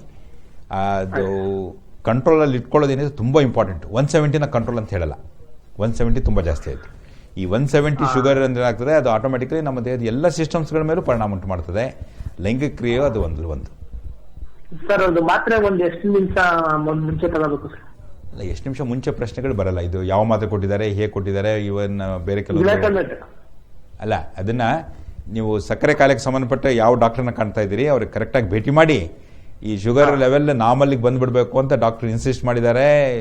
ಇದು ಬಹಳ ಇಂಪಾರ್ಟೆಂಟ್ ಅಂತ ಒಂದು ಮಾತು ತಿಳಿಸಿ. ರೆಗ್ಯುಲರ್ ಆಗಿ ಹೋಗ್ಬೇಕು, ಅದನ್ನ ನೋಡ್ಕೊಂಡು ಅವ್ರು ಸಜೆಸ್ಟ್ ಮಾಡ್ತಾರೆ. ಯಾಕಂದ್ರೆ ಯಾವ ಮಾತ್ರೆ ಕೊಟ್ಟರು ಅದರ ಆಧಾರದ ಮೇಲೆ ಅದು ನೀವು ಮಾತ್ರೆ ತಗೊಳ್ಳೋದು ಅರ್ಧ ಗಂಟೆ 1 ಗಂಟೆ ಡಿಫ್ರೆನ್ಸ್ ಅಲ್ಲಿ ಏನು ಮಹಾ ಬದಲಾವಣೆ ಆಗಲ್ಲ. ಬಟ್ ಆದರೆ ಊಟದಲ್ಲಿ ಕಂಟ್ರೋಲ್ ಇದೆಯೋ ಇಲ್ವೋ, ರೆಗ್ಯುಲರ್ ವ್ಯಾಯಾಮ ಇದೆಯೋ ಇಲ್ವೋ, ಮನಸ್ಸಿಗೆ ಸಮಾಧಾನವಾಗಿ ಇದೆಯೋ ಇಲ್ವೋ, ಹಾಗೇನೆ ಮತ್ತೆ ಬೇಕಾದಷ್ಟು ಬೇರೆ ಏನಾದರೂ ಕುಡ್ತಾ ಮತ್ತು ಇದಕ್ಕೆ ಸಂಬಂಧಪಟ್ಟ ತೊಂದರೆಗಳೇನಾದರೂ ಉಂಟಾ? ಡ್ರಿಂಕ್ಸ್ ಮಾಡೋದು ಉಂಟಾ? ಡ್ರಿಂಕ್ಸ್ ಮಾಡ್ತೀವಿ, ಈಗ 1 ಇಯರ್ ಇಂದ ಬಿಟ್ಬಿಟ್ಟಿದ್ದೀವಿ ಸರ್. ಡ್ರಿಂಕ್ಸ್ ಮಾಡೋದಕ್ಕೆ ಒಂದು ಮಾತು ಹೇಳಬೇಕು. ಡ್ರಿಂಕ್ಸ್ ಮಾಡೋದಂದ್ರೆ ಅದು ನಮ್ಮ ದೇಹದ ಪ್ರತಿಯೊಂದು ಸಿಸ್ಟಮ್ ಮೇಲೂ ತೊಂದರೆಯನ್ನು ಉಂಟು ಮಾಡುತ್ತೆ, ಇನ್ಕ್ಲೂಡಿಂಗ್ ಇವಾಗೇನೋ 39 ವರ್ಷ ಅಂತ ಹೇಳಿದ್ರೆ ಸಾಮಾನ್ಯವಾಗಿ ವ್ಯಕ್ತಿಗೆ 39 ವರ್ಷಕ್ಕೆ ಸಕ್ಕರೆ ಕಾಯಿಲೆ ಬರಬೇಕಾದ ಅವಶ್ಯಕತೆ ಇರಲ್ಲ. ಬಟ್ ನಾವು ಡ್ರಿಂಕ್ಸ್ ಮಾಡ್ತೀವಿ ಅಂತ ಹೇಳಿದ್ರೆ ಸಕ್ಕರೆ ಕಾಯಿಲೆ ಬರುವಂತ ಚಾನ್ಸಸ್ ತುಂಬಾ ಜಾಸ್ತಿ. ಹಾಗೆ ಅಲ್ಲ, ಒಂದು ಡ್ರಿಂಕ್ಸ್ ಮಾಡೋದೊಂದು ಪ್ಲಸ್ ಅದ್ರ ಜೊತೆಲೇನೆ ಕೆಲವೊಂದು ಬೇರೆ ಅಭ್ಯಾಸಗಳು ಇರ್ತದೆ. ಒಂದು ಅನ್ಕೊಳ್ಳಿ, ಇವಾಗ ಸ್ಮೋಕ್ ಮಾಡೋದು, ಬೀಡಿ ಸಿಗರೇಟು. ಬೀಡಿ ಸಿಗರೇಟು ಸ್ಮೋಕಿಂಗ್ ಅಂದ್ರೆ ಒಂದು, BP ಒಂದು, ಅದ್ರ ಜೊತೆ ಸಕ್ಕರೆ ಕಾಯಿಲೆ ಒಂದು, ಇವೆಲ್ಲ ಮೂರನ್ನ ನಾವು ಹೇಳ್ತೀವಿ ಅಂದ್ರೆ ಡೆತ್ ಟ್ರೈಡ್ ಅಂತೀವಿ ನಾವು. ಅಂದ್ರೇನೋ ಇದು ನಮ್ಮ ದೇಹದ ಮೇಲೆ ಎಲ್ಲಾ ರೀತಿಯ ಪರಿಣಾಮಗಳನ್ನು ಉಂಟು ಮಾಡ್ತಂತೆ. ಸೊ ಇವಾಗ ಡ್ರಿಂಕ್ಸ್ 1 ವರ್ಷದಿಂದ ಮುಂಚೆ ಬಿಟ್ಬಿಟ್ಟಿದ್ದೀನಿ ಅಂತ ಏನು ಹೇಳಿದ್ರಿ, ತುಂಬಾ ಒಳ್ಳೆ ಕೆಲಸ ಮಾಡಿದ್ದೀರಿ ಅಂತ. ಅದರಿಂದ ಆರೋಗ್ಯ ಬಹಳಷ್ಟು ಮಟ್ಟಿಗೆ ಬದಲಾವಣೆ ಆಗ್ತದೆ. ನೀವು ಡಾಕ್ಟರ್ ಸಂಪೂರ್ಣ ಹಿಡಿತದಲ್ಲಿದ್ದು ಅವರು ಹೇಳೋ ಪ್ರಕಾರ ನೀವು ಟ್ರೀಟ್ಮೆಂಟ್ ತಗೊಂಡು ಆ ಶುಗರ್ನ ನಾರ್ಮಲ್ ಲೆವೆಲ್ಗೆ ತೊಗೊಂಬರೋದಕ್ಕೆ ಏನು ಮಾಡಬೇಕು ಅಂತ ನೋಡಿ. ಕೊಡ್ತಿರೋ ಮಾತ್ರೆ ಮೋಸ್ಟ್ ಪ್ರಾಬ್ಲಿ ಸಾಕಾಗ್ತಿಲ್ವೋ ಅಥವಾ ನಿಮ್ಮ ಊಟ ಇದಕ್ಕೆ ಸಂಬಂಧಪಟ್ಟಾಗಿ ಕಂಟ್ರೋಲ್ ಇಲ್ವೋ ಅದನ್ನು ಅಫ್ಕೋರ್ಸ್ ಡಾಕ್ಟರ್ ನೋಡ್ಬಿಟ್ಟು ಅದನ್ನು ತೀರ್ಮಾನ ತೊಗೊಳಕ್ಕೆ ಬರ್ತದೆ. ರೆಗ್ಯುಲರ್ ಆಗಿ ಹೋಗಬೇಕು. ನೀವು ಎಷ್ಟೋ ದಿವಸಕ್ಕೆ ಒಂದ್ಸರಿ ಹೋಗ್ತೀನಿ ಹಾಗೆ ಅಂತ ಹೇಳಿದ್ರಾಗಲ್ಲ. ಡಾಕ್ಟರ್ ಹೇಳಿದ ಟೈಮಿಗೆ ಹೋಗ್ಬಿಟ್ಟು ಅದನ್ನು ನಾರ್ಮಲಿಗೆ ಬರ್ಸೋದು ಫಸ್ಟ್ ಮಾಡಿ. ಅದರ ನಂತರ ಒಂದು 3-4 ತಿಂಗಳು 5-6 ತಿಂಗಳಲ್ಲಿ ಪರಿಸ್ಥಿತಿ ನಾರ್ಮಲಿಗೆ ಬಂದ್ಬಿಡುತ್ತೆ. ತುಂಬ ಸರಿ. Okay, thank you. Yes sir, doctor. So ಮುಟ್ಟು ಸ್ವಲ್ಪ ಜನರು ತುಂಬ ಜಾಸ್ತಿ ಆಗುತ್ತೆ. ಎಷ್ಟು ಜಾಸ್ತಿ ಅಂತೇಳಿದ್ರೆ ಒಂದ್ಸರಿ ಅಂದ್ರೇನೋ ಪ್ಯಾಡ್ನ ಮತ್ತೆ ಚೇಂಜ್ ಮಾಡಬೇಕಾದಂಥ ಪರಿಸ್ಥಿತಿ. ಅದರ ಅರ್ಥ ಏನು ಅಂತ ಹೇಳಿದ್ರೆ ನಮ್ಮ ದೇಹದಲ್ಲಿ ಎಷ್ಟು ನಾವು ರಕ್ತವನ್ನು ತಯಾರು ಮಾಡ್ತಾ ಇದ್ದೀವೋ ಲಾಸ್ ಅದಕ್ಕೂ ಮಿಗಿಲಾಗಿ ಆಗ್ತಾ ಇದೆ ಅಂತ ಹೇಳಿದ್ರೆ ಮತ್ತೆ ಆಟೋಮೆಟಿಕಲಿ ಅದು ತಯಾರು ಮಾಡೋದ್ರಲ್ಲಿ ಅಲ್ಲ. ಈಗ ಅವಳಲ್ಲಿ ಹೋಗ್ತಕ್ಕಂಥ ರಕ್ತ ಸ್ವಾಭಾವಿಕವಾದಂತ ಒಳ್ಳೆಯ ರಕ್ತನ ಅಥವಾ ಅದೇನಾದ್ರು ಮಲಿನ ರಕ್ತನ? ಇದು ಮಲಿನ ರಕ್ತ ಒಳ್ಳೆದಲ್ಲ ಕೆಟ್ಟದಲ್ಲ ಅವೆಲ್ಲ ತಪ್ಪು ತಿಳುವಳಿಕೆಗಳು. ಯಾಕೆಂದ್ರೆ ಕೆಲವರು ಹೇಳ್ತಾರೆ ತುಂಬಾ ಕೆಟ್ಟ ರಕ್ತ ಹೋಗ್ತದೆ, ಹೋದ್ರೆ ಒಳ್ಳೇದು. ಈ ತರ ಎಲ್ಲ ಹಳ್ಳಿಗಳ ಕಡೆ ಇವತ್ತಿಗೂ ಅಂತ ಒಂದು ಭಾವನೆ ಇದೆ. ಸೊ ಹಾಗಾಗಿ ಕೇಳಿದ್ದೀನಿ ನಾನು. ಇವಾಗ ಮುಟ್ಟಿಗೆ ಸಂಬಂಧಪಟ್ಟ ಹಾಗೆ ನೀವು ಅದಕ್ಕಾಗಿ ಒಂದು ಕಾರ್ಯಕ್ರಮನೇ ಮಾಡಬೇಕು. ಮುಟ್ಟಿಗೆ ಸಂಬಂಧಪಟ್ಟ ಹಾಗೆ ಮುಂಚೆ ನೀವು ಹಳೆ ಕಾಲದಲ್ಲೆಲ್ಲ ನೋಡ್ಬೇಕು ಅನ್ಕೊಂಡ್ರೆ ಈಗಲೂ ಕೆಲವೊಂದು ಕಡೆ ಹಳ್ಳಿ ಕಡೆ ಅದೇ ತರ ಇದೆ. ಮುಟ್ಟ ಅಂತ ಹೇಳಿದ್ರೆ ಅವಳು ಸ್ಪೆಷಲ್ ನೋಡುವಂಥದ್ದು, ಒಂದು ಚಾಪೆ ಚಂಬು ಕೊಟ್ಬಿಟ್ಟು ಹೊರಗಡೆ ಮಲ್ಕೋಬೇಕು. ಯಾವುದಕ್ಕೂ ದೇವಸ್ಥಾನಕ್ಕೆ ಪೂಜೆಗೆ ಯಾವುದಕ್ಕೂ ಅವಳು ಆ ಟೈಮಲ್ಲಿ ಆಹಾರಳಲ್ಲ. ಅವಳು ಅದು ಹೂವು ಗಿಡ ಮುಟ್ಟಿದ್ರೆ ಅವು ಬತ್ತೋಗ್ತವೆ. ಅವಳು ನಡೆದ್ರೆ ದಾರಿಗೆ ಮಲಿನ ಆಗ್ತದೆ. ಇವೆಲ್ಲ ಇವಾಗ 1-2-10 ಸಾವಿರಾರು ತಪ್ಪು ಹೇಳಿದೆ. ಅದ್ರಲ್ಲಿ ಯಾವುದೇ ಒಂದು ನಿಜಾಂಶನೂ ಸಹ ವೈಜ್ಞಾನಿಕವಾಗಿ ಅದು ಯಾವುದು ನಿಜಾಂಶ ಅಲ್ಲ. ಅವರವರ ಮೂಢನಂಬಿಕೆಗೆ ಅನುಗುಣವಾಗಿ ಅದು ಇರ್ತದೆ ಅಂತಕ್ಕಂಥದ್ದು. ಓಕೆ, ಇನ್ನ ಈಗ ಪುರುಷ ಸ್ವಪ್ನದಲ್ಲಿ ಸ್ಖಲನವಾಗೋದಕ್ಕೂ ಅಥವಾ ನಾರ್ಮಲಿ ಸ್ಖಲನ ಆದಾಗ ಎಲ್ಲ ಒಂದ್ ಕಡೆ ಅವನು ಅಯ್ಯೋ ನನ್ನ ಶಕ್ತಿ ಕುಂದಿತು ಅಂತನಲ್ಲ, ಅದಕ್ಕೂ ಇದಕ್ಕೂ ಕಂಪೇರ್ ಮಾಡಿದ್ರೆ ಅಂತ ನಾನು ಹೇಳುವಂತ. ಅಬ್ಸಲ್ಯೂಟ್ಲಿ ಇಲ್ಲ. ಒಂದು ಅಫ್ಕೋರ್ಸ್ ಈಕ್ವಲ್ ಸಿಂಡ್ರೋಮ್ಸ್ ಅಂತ ಹೇಳಿದ್ರೆ ನಾವು ಇವಾಗ ಪುರುಷನಲ್ಲಿ ಧಾತು ಸಿಂಡ್ರೋಮ್ ಅಂತ ಕರಿತೀವಿ ನಾವು. ಇದಕ್ಕೆ ಧಾತು ಹೋಗೋದ್ರಿಂದ ನಿಶಕ್ತಿ ಆಗ್ಬಿಡುತ್ತೆ, ವೀಕ್ನೆಸ್ ಆಗ್ಬಿಡುತ್ತೆ. ಸ್ಖಲನ ಆಗ್ಬಿಟ್ರೆ ತೊಂದರೆ ಆಗುತ್ತೆ, ಕೆಟ್ಟ ಕನಸುಗಳು ಬೀಳ್ತವೆ, ಇಂಥವೆಲ್ಲ ಕೆಲವೊಂದು ಹೇಳೋದು. ಯಾವುದೇ ಒಂದು ನಿಜಾಂಶನೂ ಅದರಲ್ಲಿಲ್ಲ ಅಂತ ಒಂದು ಮಾತು. ಹಾಗೇನೆ ಇವಾಗ ಹೇಗೆ ಪುರುಷರಲ್ಲಿ ನಾವು ಇವಾಗ ಧಾತು ಹೋದ್ರೆ ನಾವು ತಲೆ ಕೆಡಿಸ್ಕೊಳ್ತಾರೆ ಅಂತ ನಾವೇನ್ ಮಾತಾಡ್ತೀವಿ, ಸ್ತ್ರೀಯರಲ್ಲೂ ಇದಕ್ಕೆ ಸಂಬಂಧಪಟ್ಟ ಸಿಂಡ್ರೋಮ್ ಇದೆ. ಏನಪ್ಪಾ ಅಂದ್ರೆ ಈ ಬಿಳಿ ಮುಟ್ಟು ಅಂತ ಹೇಳ್ತಾರೆ. ಬಿಳಿ ಮುಟ್ಟು ಹೋಗ್ತದೆ, ಬಿಳಿ ಮುಟ್ಟು ಹೋಗುತ್ತೆ ಅಂತ ಹೇಳಿದ್ರೆ ನಿಶಕ್ತಿ ಆಗುತ್ತೆ, ತೊಂದರೆ ಆಗುತ್ತೆ, ಕೂದಲು ಬೆಳಗಾಗುತ್ತೆ, ಕಣ್ಣು ಒಳಗಡೆ ಹೋಗ್ತದೆ, ಬಣ್ಣ ಕಪ್ಪಾಗುತ್ತೆ. ಇಂಥವೆಲ್ಲ ಬೇಕಾದಷ್ಟು ತಪ್ಪು ತಿಳುವಳಿಕೆಗಳು ಜನರಲ್ಲಿ. ಬಿಳಿ ಮುಟ್ಟಿಗೂ ನಮ್ಗಾಗುವಂತ ನಿಶಕ್ತಿ ಮತ್ತು ಅವಕ್ಕೂ ಯಾವುದೇ ಒಂದು ರೀತಿಯ ಸಂಬಂಧನೂ ಸಹ ಇಲ್ಲ. ಇಲ್ಲಿ 2 ಅಂಶಗಳಿದೆ. ಒಂದೇನೋ ಇವಾಗ ಸ್ತ್ರೀಗೆ ನಾವು ಇವಾಗ ಪುರುಷನಲ್ಲಿ ಉದ್ರೇಕ ಅಂತ ನಾವೇನ್ ಮಾತಾಡ್ತೀವಿ ಅವಾಗ ಶಿಶ್ನದ ನಿಮುರುವಿಕೆ ಇಂಪಾರ್ಟೆಂಟ್. ಸ್ತ್ರೀಯರಲ್ಲಿ ಉದ್ರೇಕ ಅಂತ ಹೇಳಿದಾಗ ಸ್ವೆಲ್ಲಿಂಗ್ ಲೂಬ್ರಿಕೇಟರಿ ರೆಸ್ಪಾನ್ಸ್ ಅಂದ್ರೇನು ಊತ ಮತ್ತೆ ಸ್ರವಿಕೆ ಅಂತ. ಹಲೋ ಹಲೋ, ಪ್ರಶ್ನೆ ಕೇಳಿ. ಹಲೋ, ಹಾ ಸರ್, ಎಲ್ಲಿಂದ ಕರೆ ಮಾಡ್ತೀರಾ? ಸರ್ ನಾವು ಇಲ್ಲಿ ಸಮೂಹರು ಅಂತ. ಕೇಳಿ ಸರ್. ಸ್ವಲ್ಪ ನಮಗೆ ಇದು ರಿಸರ್ಚ್ ಮಾಡಿದಾಗ ಸ್ವಲ್ಪ ಇದ್ರ ತರ ಹೋಯ್ತದೆ ಸರ್. ಅದು ಏನಾಗ್ತದೆ? ಸ್ವಲ್ಪ ಅದೇ ಒಂದು ಈ ಮಜ್ಜಿಗೆ ಇದ್ರ ತರ ಇದಾಗುತ್ತೆ ಸರ್. ಆವಾಗ ಎಲ್ಲ ಮೈಕೈ ಎಲ್ಲ ನೋವು ಬಂದ್ಬಿಡುತ್ತೆ ಸರ್. ಅದು ಅವಾಗ. ಎಷ್ಟು ನಿಮ್ಮ ವಯಸ್ಸೆಷ್ಟು? ವಯಸ್ಸು ಸರ್ ನನಗೆ 52 ಸರ್. 64. ಮನೆಯವರಿದ್ದಾರಾ? ಹೆಂಗಸರಿದೆ ಮನೆ ಹೆಂಡತಿ ಇದಾರ ಅಂತ? ಇದಾರೆ. ಅವ್ರ ಜೊತೆಲಿ ಸೇರೋದು ಅವೆಲ್ಲ ಉಂಟಾ? ಸರ್ ಅದು ಒಂದು ವಾರಕ್ಕೊಂದ್ಸರಿ ಸರ್. ಅದು ನಾನು ಹೆಚ್ಚಿಗೆ ಏನಾದ್ರು ವೀಟ್ ಪದಾರ್ಥ ತಿಂದಾಗ ಆತರ ಆಗುತ್ತೆ ಸರ್. ಅದು ಇದರಲ್ಲಿ ಒಂದು ವೀಕ್ ಪದಾರ್ಥ, ಉಷ್ಣದ ಪದಾರ್ಥ ಅಥವಾ ಗಟ್ಟಿ ಪದಾರ್ಥ ಅನ್ನೋ ಪ್ರಶ್ನೆಗಳೇನು ಬರಲ್ಲ. ಒಂದು ಇಂಪಾರ್ಟೆಂಟ್ ಏನಾಗ್ತದೆ ಅಂತ ಹೇಳಿದ್ರೆ ಪುರುಷನಲ್ಲಿ ಹದಿಹರೆಯಕ್ಕೆ ಬಂದ ಸಮಯದಿಂದ ಹಿಡಿದು ನಾವು ಸಾಯೋ ತನಕನೂ ಸಹ ವೀರಾಣುಗಳ ಅಥವಾ ಆಮೇಲೆ ಧಾತುವಿನ ತಯಾರಿಕೆ ನಡೀತಾನೆ ಇರುತ್ತೆ. ಇವಾಗ ಅದರಲ್ಲೂ ಏನಾಗ್ತದೆ ಅಂತ ಹೇಳಿದ್ರೆ ಸಾಮಾನ್ಯವಾಗಿ 50, 60, 70 ಈಗ ವಯಸ್ಸು ಜಾಸ್ತಿ ಆಗ್ತಾ ಇದರಲ್ಲಿ ತಗೊಂಡಿದ್ದೀವಿ ಸರ್. ಇದು ಅದೇ ನಿಮ್ ಪ್ರೇರಣಾ ಹಾಸ್ಪಿಟ್ಲು ಅಲ್ಲಿ ಅಪಾರ್ಟ್ಮೆಂಟ್ ತಗೊಂಡಿದ್ದೀವಿ ಸರ್. ಇವತ್ತಿಗೆ ನೀವು ಏನೋ ಸಿಕ್ಕದಂಗೆ ಆಗಿದೆ ಸರ್ ನಮ್ಗೆ. ಓಕೆ. ಇದು ಇವಾಗ ನಿಮ್ಮ ಪ್ರಶ್ನೆಗೆ ನಾನು ಆನ್ಸರ್ ಮಾಡೋದಕ್ಕೆ ಪ್ರಯತ್ನ ಮಾಡ್ತಾ ಇದ್ದೀನಿ. ಅದರಲ್ಲೂ ಇವಾಗ 50 ವರ್ಷ 60 ವರ್ಷ ಜಾಸ್ತಿ ಆದಾಗ ಏನಾಗ್ತದೆ, ಅಲ್ಲಿ ಒಂದು ಪ್ರಾಸ್ಟೇಟ್ ಗ್ಲ್ಯಾಂಡ್ ಅಂತ ಮುನ್ನೆಲು ಗ್ರಂಥಿ ಅಂತ ಬರ್ತದೆ. ಅದರಿಂದ ಉಂಟಾಗುವಂಥ ಕೆಲವೊಂದು ಸೆಕ್ರಿಷನ್ಸ್ ಏನಿದೆ ಆ ಧಾತು ಚೀಲದಲ್ಲಿ ಹೋಗಿ ಕೂತ್ಕೊಳುತ್ತೆ ಅಂತ ಹೇಳೋದು. ಹಾಗೆ ಆ ಪರ್ಟಿಕ್ಯುಲರ್ ಲೆವೆಲ್ ಬಂದಾಗ ಸೆಕ್ರಿಷನ್ ಸ್ವಲ್ಪ ಮಟ್ಟಿಗೆ ಜಾಸ್ತಿನೂ ಸಹ ಆಗ್ಬೋದು. ಸರ್ ಮತ್ತೆ ಸಿಗೋದು ನೀವು ಸರ್ ಇಲ್ಲಿ ಯಾವ ನಾನು ಇದನ್ನು ಉತ್ತರ ಕೊಡೋಣ, ಅದನ್ನು ಉತ್ತರ ಕೊಡೋಣ. ಪ್ರತಿ ಬುಧವಾರ ಸಾಯಂಕಾಲ ಸಿಗೋದ್ರ ಬಗ್ಗೆ ಇವ್ರದ್ದು ನಿಮ್ಮ ಚಂದ್ರಶೇಖರ್ ಅವರು ತಿಳಿಸ್ತಾರೆ. ಪ್ರೇರಣದಲ್ಲಿ ಅಪಾಯಿಂಟ್ಮೆಂಟ್ ತಗೊಂಡಿದ್ರಂತೆ, ನೀವು ಸಿಗೋಲ್ಲ ಅಂತ. ಇಲ್ಲ, ನಾನು ಬಿಟ್ಟು ಬಂದೆ, ಇವಾಗ ಎಲ್ಲ ಬಂದಿದ್ದು. ಅವ್ರು ಅಲ್ಲಿಂದಾನೇ ಬಂದ್ರಂತೆ ಡಾಕ್ಟ್ರು. ಬಹುಶಃ ನೀವು ಸಮಯ ಲೇಟ್ ಆಗಿ ಬಂದಿದ್ದೀರಿ. ಸರ್ ಅದೇ ಸರ್ ಸ್ವಲ್ಪ ಲೇಟ್ ಆಯ್ತು. ಡಾಕ್ಟ್ರು ಪ್ರತಿ ಬುಧವಾರ 4:30 to 6 ಪ್ರೇರಣಾ ಆಸ್ಪತ್ರೆಯಲ್ಲಿ ಸಿಗ್ತಾರೆ, ಉದಯ ರವಿ ರಸ್ತೆ, ಕುವೆಂಪು ನಗರ. ಸರ್ ಇವತ್ತು 5:30 ಇಂದ 6 ಗಂಟೆ ಅಂತ ಹೇಳ್ಬಿಟ್ರು ಅವರು. ಫೋನ್ ಮಾಡಿದ್ದೆ, ಅದಕ್ಕೂ ಸ್ವಲ್ಪ ಮಿಸ್ ಆಯ್ತು ಸರ್. ಇನ್ ಮುಂದಿನ ಬುಧವಾರನೇ. ಇನ್ ಮುಂದಿನ ಬುಧವಾರ. ಅದಿಲ್ಲ ಅಂದ್ರೆ ನೀವು ಮಧ್ಯೆ ಅವ್ರ ಮೊಬೈಲ್ ನಂಬರ್ ಕರೆ ಮಾಡಿ, ಅವ್ರು ಹೇಳ್ತಾರೆ ಎಲ್ಲಿ ಸಿಗ್ಬೇಕು ಅಂತ. ಅಥವಾ ಮಂಡ್ಯದ ಅವರ ವಿನಾಯಕ ನರ್ಸಿಂಗ್ ಹೋಮ್ ಅಲ್ಲಿ ಕೂಡ ನೀವು ಭೇಟಿ ಆಗ್ಬಹುದು. ಓಕೆ. ಒಂದು ಈ ರೀತಿ ಇವಾಗ ಒಂದ ಮಾಡಬೇಕಾದ್ರೆ ಸ್ವಲ್ಪ ಮಜ್ಜಿಗೆ ಥರ ಹೋಗುತ್ತೆ ಹಾಗೆ ಅಂತ ಹೇಳಿದ್ರೆ ಅದು ಧಾತು ಹೋಗ್ಬೋದು. ಇವಾಗ ಅಲ್ಲಿ ಒಳಗಡೆ ಧಾತು ಇರ್ತದೆ ಅಂತ ಹೇಳಿದ್ರೆ ಅದು ಒಂದಿಲ್ಲ ಒಂದು ಮೆಥಡಲ್ಲಿ ಬರಲೇಬೇಕು. ತುಂಬ ಸರಿ ಅದು ಹೊರಗಡೆ ಹೋಗೋದು ಗೊತ್ತಾಗ್ಬೋದು, ಗೊತ್ತಾಗದೇ ಇರ್ಬೋದು, ಸ್ಖಲನ ಆಗ್ಬೋದು. ಇವಾಗ ಈ ಮಲವಿಸರ್ಜನೆ ಸಮಯದಲ್ಲಿ ಸ್ವಲ್ಪ ತಿಳ್ಕೋದು ಹೋಗುತ್ತೆ. ಒಂದ ಮಾಡಬೇಕಾದ್ರೆ ಹೋಗ್ಬೋದು, ಕನಸು ಬಿದ್ದಾಗ ಆಗ್ಬೋದು, ಅಥವಾ ಬೇಕಾದಷ್ಟು ಬೇರೆ ಬೇರೆ ಯಾವುದೇ ಒಂದು ರೀತಿಯ ಉದ್ರೇಕಕ್ಕೆ ಸಂಬಂಧಪಟ್ಟ ಸೆನ್ಸೇಷನ್ ಬಂದಾಗ ಏನಾಗ್ತದೆ ಅಂದರೆ ಆಟೋಮೆಟಿಕಲಿ ಸ್ಖಲನ ಆಗುವಂಥ ಚಾನ್ಸಸ್ ಇರುತ್ತೆ. ಅದರಿಂದ ನಿಮ್ಗೆ ಏನೂ ತೊಂದರೆ ಆಗೋದಿಲ್ಲ. ಅದು ನಾರ್ಮಲ್, ಅದೇನೋ ಕೆಟ್ಟದು ಅಥವಾ ತಪ್ಪು ಅನ್ನೋ ಒಂದು ಭಾವನೆ ಇದ್ರೆ ನಾವು ಮನಸ್ಸಿಂದ ತೆಗೆದಾಕ್ಬೇಕಷ್ಟೇ. ಸಾಮಾನ್ಯವಾಗಿ ಅದು ಎಷ್ಟು ಪರ್ಸೆಂಟೇಜ್, ಎಷ್ಟು ಒಂದು 1000 ಒಬ್ರಿಗೆ ಹೋಗ್ಬೋದು ಆ ಥರ? 1000 ಜನರಿಗೂ ಹೋಗ್ಬೋದು, ಹೋಗುತ್ತೆ ಅಂತ ಗೊತ್ತೇ ಆಗಲ್ಲ. ಏನು ತಪ್ಪು ಪ್ರಶ್ನೆ ಏನು ಬರಲ್ಲ. ಅದರಿಂದ ಏನು ಅವ್ರಿಗೆ ಸ್ವಲ್ಪ ಜನರಿಗೆ ನಾವು ಕಾನ್ಸಂಟ್ರೇಟ್ ಮಾಡಿ ನೋಡಿ ಏನೋ ಆಗ್ತಾ ಇದೆ ಅಂತ ಅನ್ಕೊಂಡಾಗ ಬದಲಾವಣೆ ಕಾಣಿಸುತ್ತೆ. ತುಂಬಾ ಜನರಿಗೆ ಅಲ್ಲಿ ಹೋಗ್ತಿದೆ ಅಂತ ಗೊತ್ತಾಗೋದು ಇಲ್ಲ. ಡಾಕ್ಟ್ರೆ, ತಾವು ಹೇಳಿದಾಗೆ ಬಹುಶಃ ಈ ಸ್ತ್ರೀಯರಲ್ಲಿ ಏನಾಗ್ತದೆ, ಈ ಬಿಳಿ ಮುಟ್ಟು ಅಂತ ಹೋಗ್ತದಲ್ವಾ, ಅದು ನಾರ್ಮಲ್. ಅದು ಉದ್ರೇಕ ಆದಾಗ, ಉದ್ರೇಕ ಆಗೋದಕ್ಕೆ ಅಥವಾ ಶಿಷ್ಟ ಪ್ರವೇಶಕ್ಕೆ ಮತ್ತೆ ಸಂಭೋಗ ದೃಷ್ಟಿಯಿಂದ ಅಲ್ಲಿ ಸ್ರವಿಕೆ ಆದ್ರೇನೆ ಸಂಭೋಗ ಮಾಡೋಕ್ಕಾಗೋದು. ಇದು ಹೋದ್ರೆ ನೋವು, ಉರಿ ಮತ್ತೆ ಬೇಕಾದಷ್ಟು ಬೇರೆ ತೊಂದರೆಗಳಂತ ಹೇಳೋದುಂಟು. ಈ ಬಿಳಿ ಮುಟ್ಟು ಅಂತ ಹೇಳ್ತೀವಿ ನಾವು. 100ರಲ್ಲಿ 90% ನಾವು ನೋಡುವಂಥದ್ದು ಸಾಮಾನ್ಯವಾಗಿ ಸ್ತ್ರೀಯರಲ್ಲಿ ಉಂಟಾಗುವಂತ ದೈಹಿಕ ಭಾವನೆಗಳಿಗೆ ಸಂಬಂಧಪಟ್ಟ ವಿಚಾರನೆ. ಯಾವಾಗ ತುಂಬಾ ಜಾಸ್ತಿ ಇದೆ, ಅಲ್ಲಿ ವಾಸನೆ ಇದೆ, ಕಡಿತ ಇದೆ, ಅಥವಾ ಬಣ್ಣದಲ್ಲಿ ಕೆಲವೊಂದು ಬದಲಾವಣೆಗಳಾಗಿದೆ ಅಂತ ಹೇಳಿದಾಗ ಅಷ್ಟೇ ನಾವು ಅಲ್ಲೇನೋ ಕಾಯಿಲೆ ಇದೆ ಅಂತ ನೋಡ್ಬೇಕಾಗತ್ತೆ. ಇದವರೆ ತುಂಬಾ ಜನರಲ್ಲಿ ಅದು ಅಬ್ಸಲ್ಯೂಟ್ಲಿ ಸಾಮಾನ್ಯ. ಇವಾಗ ಧಾತು ಅನ್ನೋ ವಿಚಾರ ಮಾತಾಡ್ತಿದ್ರಲ್ವಾ, ಸ್ತ್ರೀಯರಲ್ಲೂ ಈ ತರ ತಪ್ಪು ತಳುಗಳು ತುಂಬಾ ಜಾಸ್ತಿ. ನನ್ನಲ್ಲಿ ಏನೋ ಹೆಚ್ಚು ಕಡಿಮೆ ಆಗ್ತಾ ಇದೆ, ನಿಶಕ್ತಿ ಆಗೋಯ್ತು, ವೀಕ್ನೆಸ್ ಆಗೋಯ್ತು, ನನಗೆ ತೊಂದರೆ ಆಗ್ತಾ ಇದೆ, ಬಿಡಿಮುಟ್ಟೆ ಎಲ್ಲಾ ನನ್ನ ತೊಂದರೆಗಳಿಗೂ ಕಾರಣ ಅಂತ ದೃಷ್ಟಿಯಿಂದ ಎಲ್ಲ ಮಾತಾಡೋದುಂಟು. ಅದರಲ್ಲಿ ಅಬ್ಸಲ್ಯೂಟ್ಲಿ ನಿಜಾಂಶ. ಅದನ್ನ ಪರೀಕ್ಷೆ ಮಾಡಿದಾಗ ಅಷ್ಟೇ ಈ ತರ ಸಿಂಪ್ಟಮ್ಸ್ ಗಳು ಬಂದಾಗ ಅವರು ಪರೀಕ್ಷೆ ಮಾಡಿಸ್ಕೊಳ್ಬೇಕಿಲ್ಲ ಅಂದ್ರೆ ಸಾಮಾನ್ಯವಾಗಿರುತ್ತೆ ಅಂತ.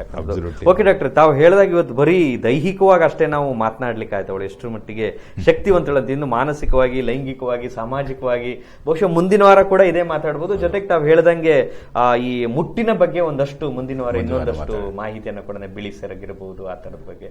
ಸೊ ಈಗಾಗಲೇ ಸಾಕಷ್ಟು ಸಮಯ ಆಗಿದೆ, ಮತ್ತೆ ಮುಂದಿನ ವಾರ ಭೇಟಿ ಆಗೋಣ ಡಾಕ್ಟ್ರೆ. ಸೊ ಅಲ್ಲಿವರೆಗೂ ನಮಸ್ಕಾರ. ಸೊ ವೀಕ್ಷಕರೇ, ಇದು ಇವತ್ತಿನ ಸುಮನ ಸುರತಿ ವಿಶೇಷ ವೈದ್ಯರೊಂದಿಗೆ ನೇರ ಪ್ರಸಾರ ಕಾರ್ಯಕ್ರಮ. ಇನ್ನ ನೀವು ಡಾಕ್ಟರ್ ಸತ್ಯನಾರಾಯಣ ರಾವ್ ಅವ್ರನ್ನ ಭೇಟಿ ಆಗ್ಬೇಕು ಅನ್ನೋ ಹಾಗಿದ್ರೆ ಮಂಡ್ಯದ 100 ಅಡಿ ರಸ್ತೆಯಲ್ಲಿ ಬರ್ತಕ್ಕಂಥ ವಿನಾಯಕ ನರ್ಸಿಂಗ್ ಹೋಮ್ ಅಲ್ಲಿ ಡಾಕ್ಟರ್ನ ನೀವು ನಾರ್ಮಲಿ ಅವರ ದೂರವಾಣಿ ಕರೆಗೆ ಫೋನ್ ಮಾಡಿದ್ರೆ ಅವರು ಯಾವ ಸಮಯಕ್ಕೆ ಬರಬೇಕು ಅನ್ನೋದ್ರ ಬಗ್ಗೆ ಹೇಳ್ತಾರೆ. ಅಲ್ಲಿ ಕೂಡ ಭೇಟಿ ಆಗಬಹುದು. ಇನ್ನ ಮೈಸೂರಲ್ಲಿ ಭೇಟಿ ಆಗುವಂತವರು ಕುವೆಂಪು ನಗರದ ಉದಯ ರವಿ ರಸ್ತೆಯಲ್ಲಿರುವಂತಹ ಪ್ರೇರಣಾ ಆಸ್ಪತ್ರೆಯಲ್ಲಿ ಅವ್ರನ್ನ ಪ್ರತಿ ಬುಧವಾರ 4:30 to 6:30 ನಡುವೆ ಅವ್ರನ್ನ ನೀವು ಭೇಟಿ ಆಗಬಹುದು. ಅದಕ್ಕೂ ಮುನ್ನ ನಾವೇನೀಗ ದೂರವಾಣಿ ಕರೆಗಳು ಪ್ರೇರಣಾ ಆಸ್ಪತ್ರೆದು ತೋರಿಸ್ತಾ ಇದೀವಿ, ಅಲ್ಲಿ ಕರೆ ಮಾಡಿಬಿಟ್ಟು ಅಪಾಯಿಂಟ್ಮೆಂಟ್ ಅನ್ನ ತಗೊಂಡಿದ್ರೆ ಡಾಕ್ಟರ್ ನಿಮಗೆ ಅಲ್ಲಿ ಸಿಗ್ತಾರೆ. ಇನ್ನ ಡಾಕ್ಟರ್ ಕೆಲವೊಂದು ಪುಸ್ತಕಗಳನ್ನ ಈ ಒಂದು ಲೈಂಗಿಕ ಸಮಸ್ಯೆಗಳಿರ್ಬೋದು, ಆರೋಗ್ಯದ ಸಮಸ್ಯೆ ಇರಬಹುದು, ದಾಂಪತ್ಯದ ಸಮಸ್ಯೆಗಳಿರ್ಬೋದು, ಅದಕ್ಕೆ ಸಂಬಂಧಪಟ್ಟ ಹಾಗೆ ಕೆಲವೊಂದು ಪುಸ್ತಕಗಳನ್ನ ಬರೆದಿದ್ದಾರೆ. ಇಲ್ಲಿ ನನ್ನ ಹತ್ರ ಒಂದು ಪುಸ್ತಕ ಇದೆ, ಲೈಂಗಿಕ ಶಕ್ತಿ ಮತ್ತು ಆರೋಗ್ಯ ಅಂತ. ಇದೊಂದು ಪುಟ್ಟ ಪುಸ್ತಕ, ಇದರಲ್ಲಿ ಸಮಗ್ರವಾದಂತಹ ಮಾಹಿತಿ ಇದೆ. ಸೊ ನೀವು ಡಾಕ್ಟರ್ ಮೊಬೈಲ್ಗೆ ಕರೆ ಮಾಡಿದ್ರೆ ಈ ಪುಸ್ತಕದ ಬೆಲೆ ಕೇವಲ 60 ರೂಪಾಯಿ. ಇದರಲ್ಲಿ ಎಲ್ಲವೂ ಕೂಡ ಸಮಗ್ರವಾದಂತಹ ಮಾಹಿತಿ ಇದೆ. ಆರೋಗ್ಯವನ್ನ ಹೇಗೆ ಕಾಪಾಡ್ಕೊಳ್ಬೇಕು, ಲೈಂಗಿಕ ಆರೋಗ್ಯ ಹೇಗೆ ಕಾಪಾಡ್ಕೊಳ್ಬೇಕು, ಮತ್ತೆ ಯಾವೆಲ್ಲ ಆಹಾರಗಳನ್ನ ಸೇವನೆ ಮಾಡಿದರೆ ಲೈಂಗಿಕವಾಗಿ ನಾವು ಆರೋಗ್ಯವಾಗಿರ್ಬೋದು, ದೈಹಿಕವಾಗಿ, ಮಾನಸಿಕವಾಗಿ ಎಲ್ಲ ವಿಚಾರಗಳನ್ನು ಇದರಲ್ಲಿ ಸ್ತ್ರೀ ಪುರುಷರಿಗೆ ಸಂಬಂಧಪಟ್ಟ ಹಾಗೆ ಹೇಳಿದ್ದಾರೆ. ಇದನ್ನ ನೀವು ಡಾಕ್ಟರ್ ಮೊಬೈಲ್ಗೆ ನೀವು ಮೆಸೇಜ್ ಅನ್ನ ಮಾಡಿದ್ರೆ, ನಿಮ್ಮ ಅಡ್ರೆಸ್ ಮತ್ತೆ ಇದನ್ನೆಲ್ಲ ಮೆಸೇಜ್ ಮಾಡಿದ್ರೆ, ಸೊ ಅವರು ಈ ಒಂದು ಪುಸ್ತಕವನ್ನು ನಿಮಗೆ VPP ಮೂಲಕ ಅಥವಾ ಇನ್ಯಾವುದೇ ಮೂಲಕ ಕಳಿಸ್ಕೊಡುವಂತ ಪ್ರಯತ್ನವನ್ನ ಮಾಡ್ತಾರೆ. ಇನ್ನು ಸ್ವಪ್ನ ಬುಕ್ ಹೌಸ್ ಅಲ್ಲೂ ಕೂಡ ಈ ಪುಸ್ತಕವನ್ನು ವಿಚಾರಿಸಿದ್ರೆ ಅಲ್ಲೂ ಕೂಡ ದೊರೆಯುವ ಸಾಧ್ಯತೆ ಇರ್ತದೆ ಅಂತ ಹೇಳ್ತಾ ಇವತ್ತಿನ ಕಾರ್ಯಕ್ರಮವನ್ನು ಇಲ್ಲಿಗೆ ಮುಗಿಸ್ತಾ ಇದ್ದೇವೆ. ಮತ್ತೆ ಮುಂದಿನ ವಾರ ಇದೇ ಸಮಯಕ್ಕೆ ತಮ್ಮನ್ನ ಭೇಟಿ ಆಗ್ತೀನಿ. ಅಲ್ಲಿವರೆಗೂ ಕೂಡ ನಮಸ್ಕಾರ, ಶುಭರಾತ್ರಿ.